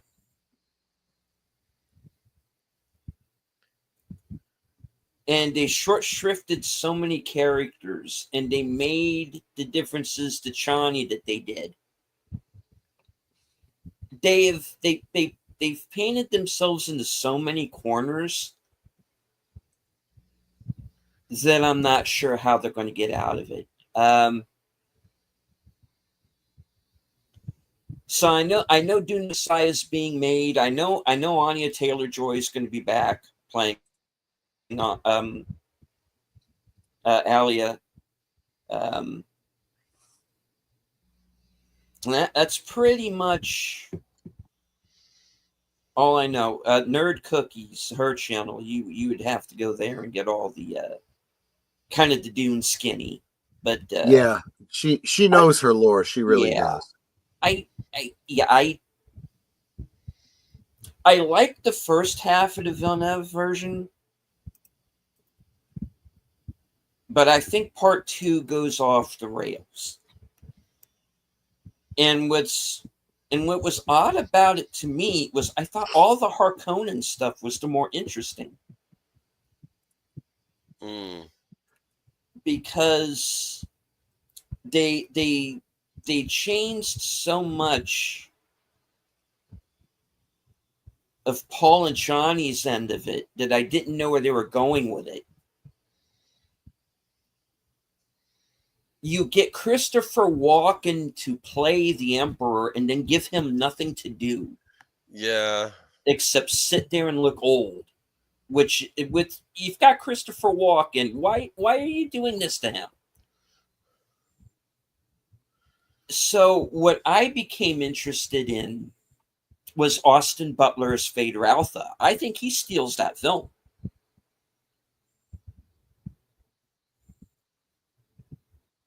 But that that's me. I mean, I get it. Everybody loved it. That's fine. But That's you're your not opinion. everybody. Great. No, I think that movie's a piece of crap. I'm sorry. That second half ruins the first half. Well, it's funny. Well, since we're ragging on it, I remember you were mentioning pacing issues with this one. I kind of felt Dune Part 2 had pacing issues in the reverse, where it felt very slow to me, actually, if I'm being honest. But the Villeneuve version, but I don't know though with this version though, and I'm not even I often wonder with these like cuts, like the Spicediver cuts. I think they're doing their best to make us complete a version of the Lynch version as they can, or at least. I still wonder though, is it just still too compressed? Do you really need to read the books to fully appreciate what you're seeing on screen, or at least the first book? I mean, I don't know. I think up to a point, yes, because this is why I love the Sci-Fi Channel version so much, is because I think you can't do this on film unless you do a multi-part version, because there is so much, there is so much that is left out of this version and is left out or changed in the Villeneuve version. There are characters that are completely gone. How many people remember Paul and Shawnee have a son? Right. That gets killed by Raban, and that's what makes Paul snap. Yep. And go after the Harkonnen the way he does. Yeah. Because you're dude, you're pissing off a guy who's basically a god now. And he is just totally God mode through the whole thing and just starts ripping through the Harkonnen left and right.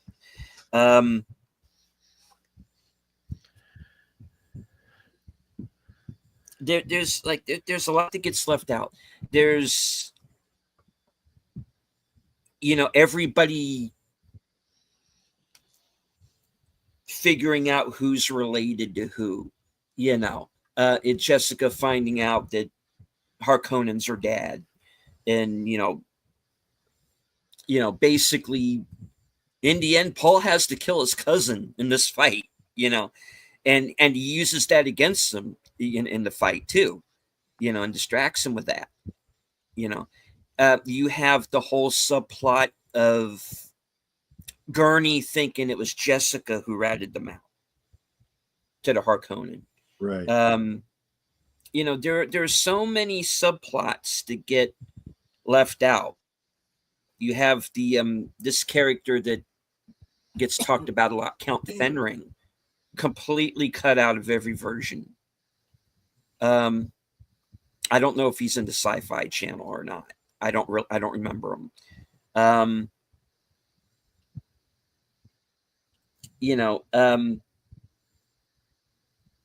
There's the whole Bene Gesserit plot to have Fade Routha have an heir, which the Villeneuve version does keep in, thankfully. But it's just there's so much going on that my suggestion would be, go and read the book, and then come back and watch the movies and decide which you think is the best one. Go to Nerd Cookies and watch the videos that she's done.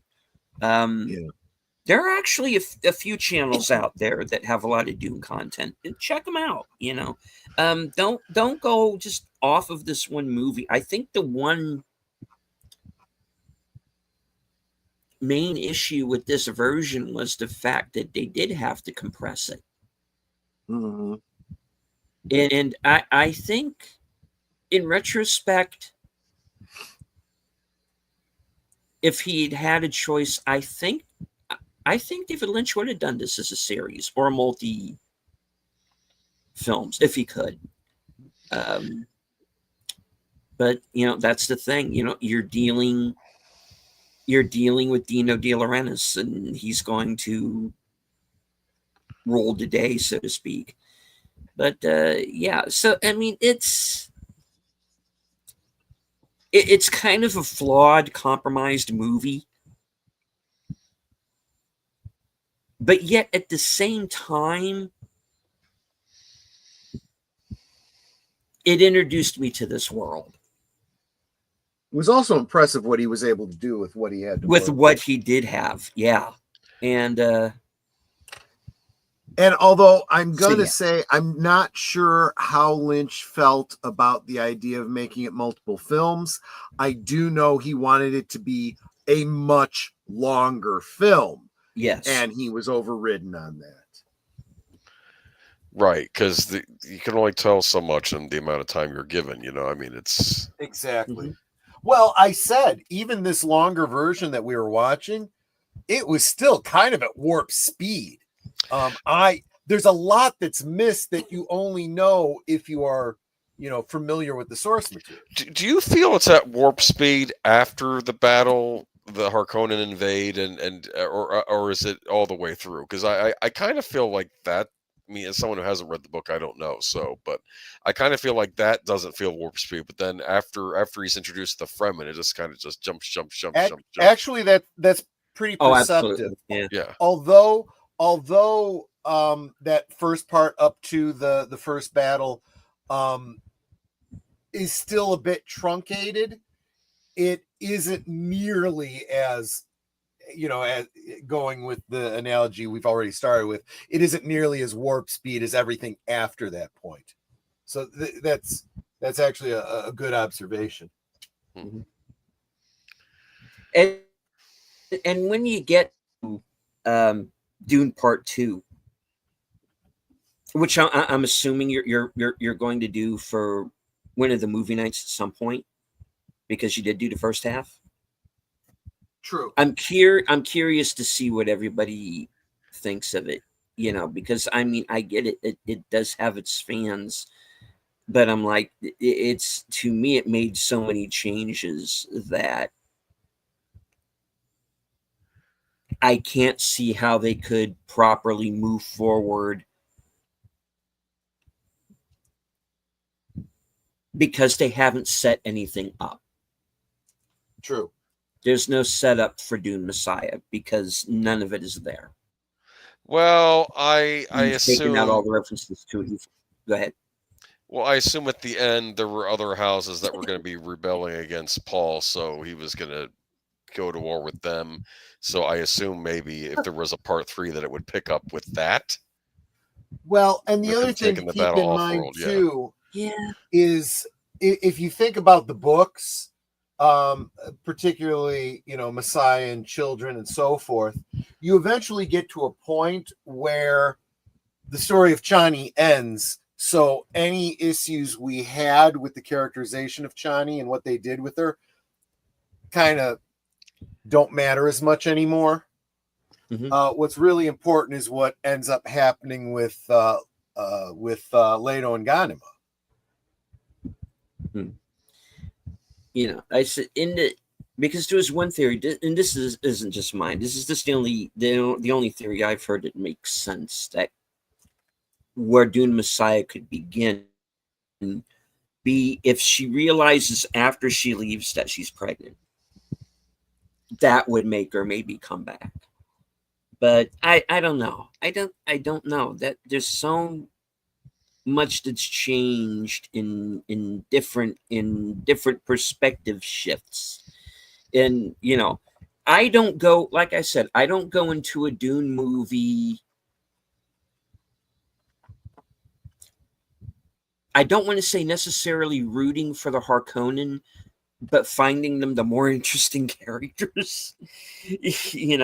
And that's what I did with Dune 2. We unfortunately but- live in a time where I don't want to even see movie franchises being interpreted right now, because the entertainment industry right now is just too compromised with all the check boxes and all the crap and the political garbage. Everything is corrupted, and I really do believe that generations from now are going to look back at this period and go, this was the messed up era, you know? If the film movie industry survives. Yeah. That's not a guarantee. Not People wrong. keep thinking it's a guarantee. It's not. Opera used to be huge. It's now kind of a thing of the past. I mean, people still go to the opera, people still go see movies. But is it going to have the impact it once had? They really have to get their act together. It's not funny anymore. And part of the problem is I feel the company leading all the bad stuff is Disney, and they're not reforming. They just will not reform themselves. No. Right. I don't know. That's just my opinion. And I think what will be the smack to the face is when the Avengers movies tank. Yeah. And they're going to, because they're just too expensive. I mean, they're already talking a budget of $300 to $400 million each for both films. That's going to be a disaster.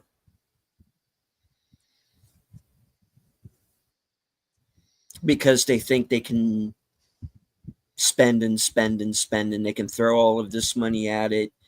And we're going to be trained SEALs because it's got Marvel stamped on it.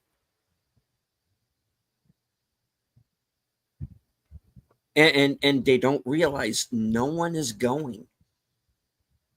Because what's the point? It's going to be on streaming in a month anyway. So just wait. And to be fair, you know, we are the alternative media. We are here to remind you of the entertainment that was good, that you should be aware of if you're not, or to relive it if you are, which is why we do what we do. Mm-hmm. Nate in the chat says, did you know that Flappy auditioned for the role of Paul's sister but didn't get it? His beak was bent out of shape. Yeah, he was Twin Peaks. Yeah, it was not pretty. You know, I mean, he was delivering those lines though, and it's no. I that was actually and he was not big on Dino De Laurentiis either, from what I'd heard. They did not well. That I understand. A lot of people had a difficult time with Dino De Laurentiis. So let's be honest there. That's not just Flappy. That's a lot of the Flappy versus De Laurentiis argument is the stuff of Hollywood legend. We could almost do a whole live from Sparkwood in 21 about that alone. Yeah. You know, speaking of which, what are we doing? What are we doing going forward? Well, going forward, we do have a couple of episodes planned to that's going to be a deep dive into Mulholland Drive.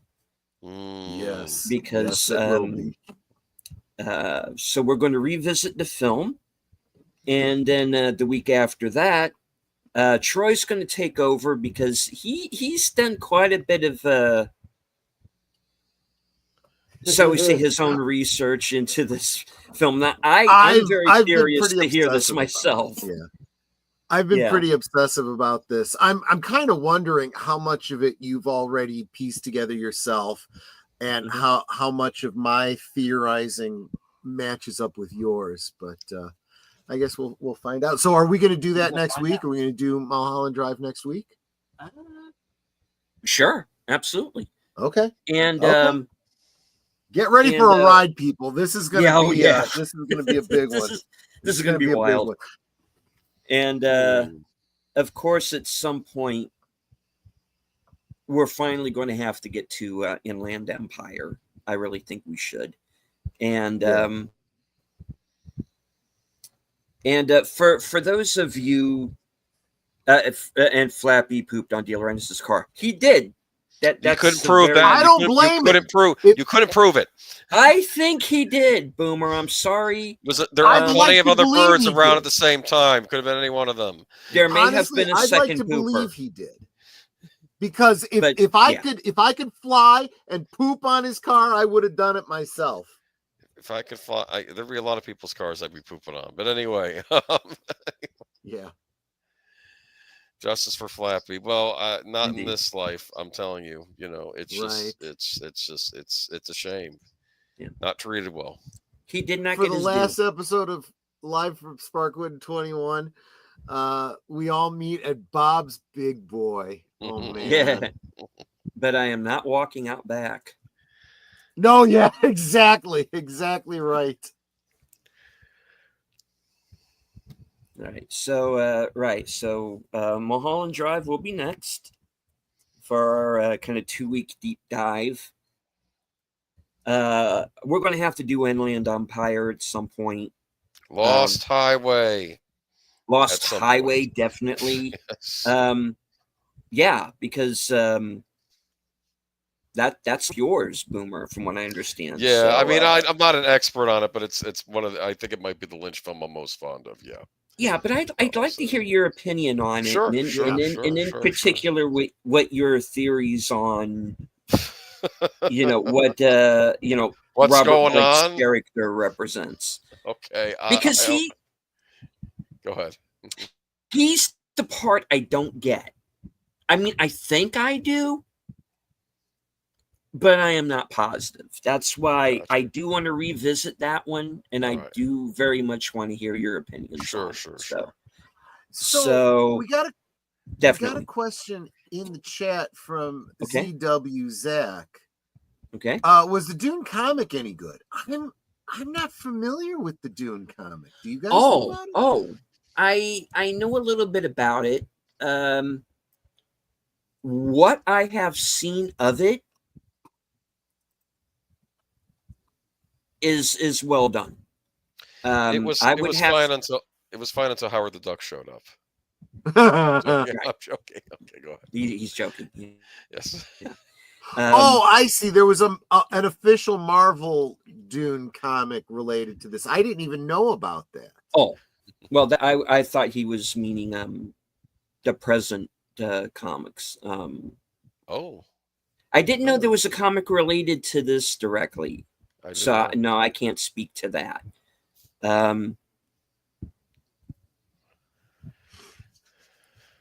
No, I would have to look. I'd be interested in checking that out. It looks like, was it a 4-issue miniseries?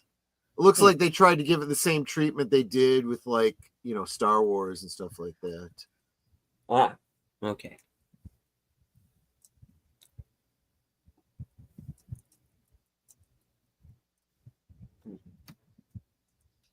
Yeah, I'll have to look into this. We'll have to look into that. Yeah. 68-page prestige format. Yeah, I'm interested now. I'll check it out. Right on. Alrighty. So let's go one time around the horn. Boomer, what have you got coming up? Well, I'll be joining Troy here on Friday for Last Call, and we'll be doing Geeky Geezers on Sunday.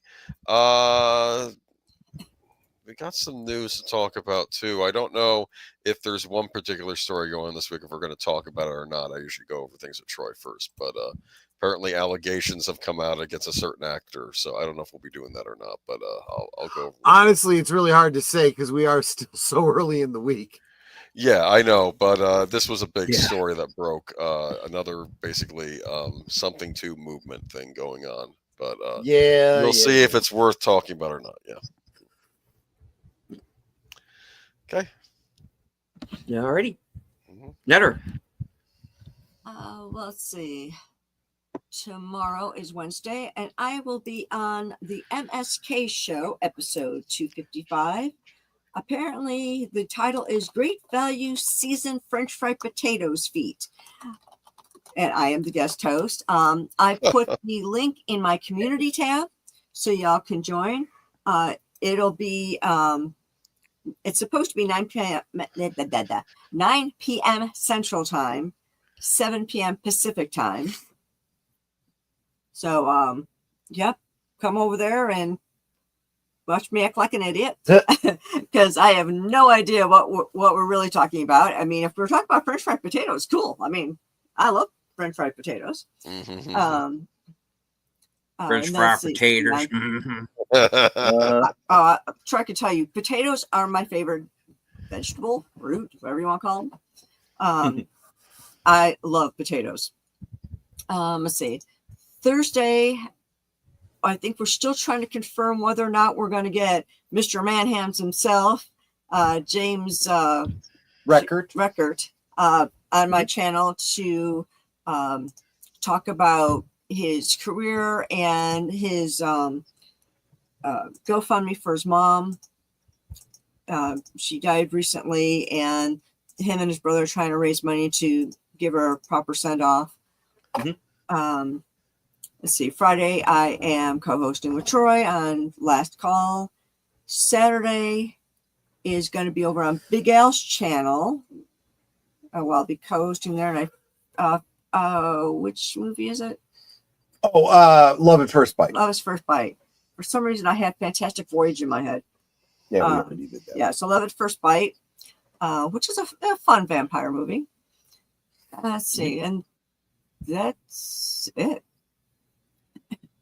And right after this, I'm going to be co-hosting on Blake 7.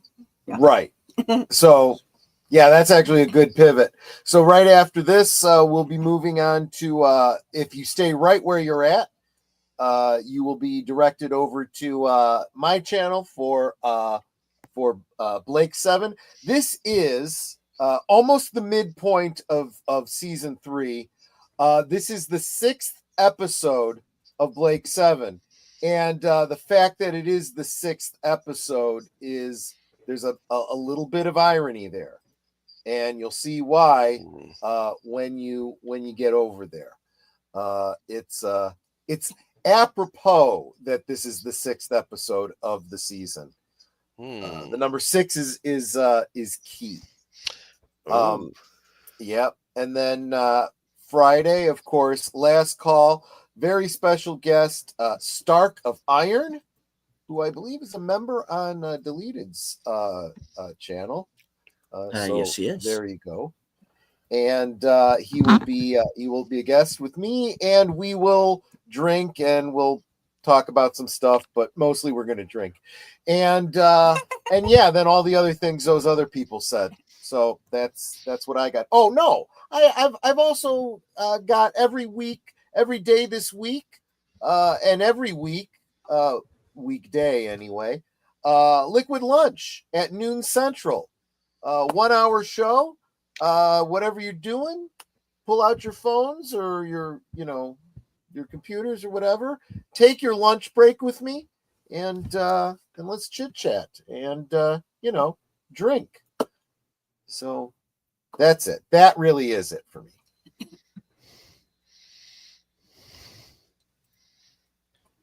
Alrighty. Well, that brings things on over to me. All right. I do want to remind everybody, stay to the end on my channel. You will be redirected to Troy's channel for Blake 7, and I'll be there in the Cosme chat, dueling my good buddy Curtis Selby on Dave Ryder nicknames. He knows all that. He knows what that's all about. All right. So as of tomorrow, I don't have anything planned, so I may go ahead with my Predator Killer of Killers review. Stay tuned to my community page for the time on that. Thursday, I'm going to be joining Outlaw Bill for Action Theater as we return to our regular time, Thursdays at 4:30 p.m. Eastern. Bond month continues with For Your Eyes Only. And then, of course, later that night, after Thursday things, coming attractions, well, you get to find out what's coming up for the next week on my channel, including my appearance, also along with Bill, on Big Al's channel for Films with Friends, Friday the 13th, The Final Chapter, a.k.a. They Lied. That would be Friday at 8 p.m. And I am going to be joined, if all goes to plan, Saturday at 4 p.m. I am going to be joining Pop Culture Minefield for a Saturday afternoon matinee. This week's movie, Equilibrium, with Christian Bale. And then that gets us on over to Western Cinema Presents, 4 p.m. Eastern, hosted by Outlaw Bill and myself. This week's movie will be Horizon, an American Saga, Chapter 1, with Kevin Costner, which will be a first watch for me. Later on that night at 8 p.m., Unscripted, episode 112, entitled I Melt With You. And if you're up to date on current events, you might figure out what that's going to be about. And then later, and then of course, right after that, Geeky Geezers. And right after Geeky Geezers is over, get yourself a nice snack, little beverage. Head back on over to my channel at 12:05 a.m. Eastern for reserved seats. And Big Al Presents will be my guest for that show. And then, of course, join us right back here next week. Same bat time, same bat channel. As we go into part 1 of our deep dive into Mulholland Drive.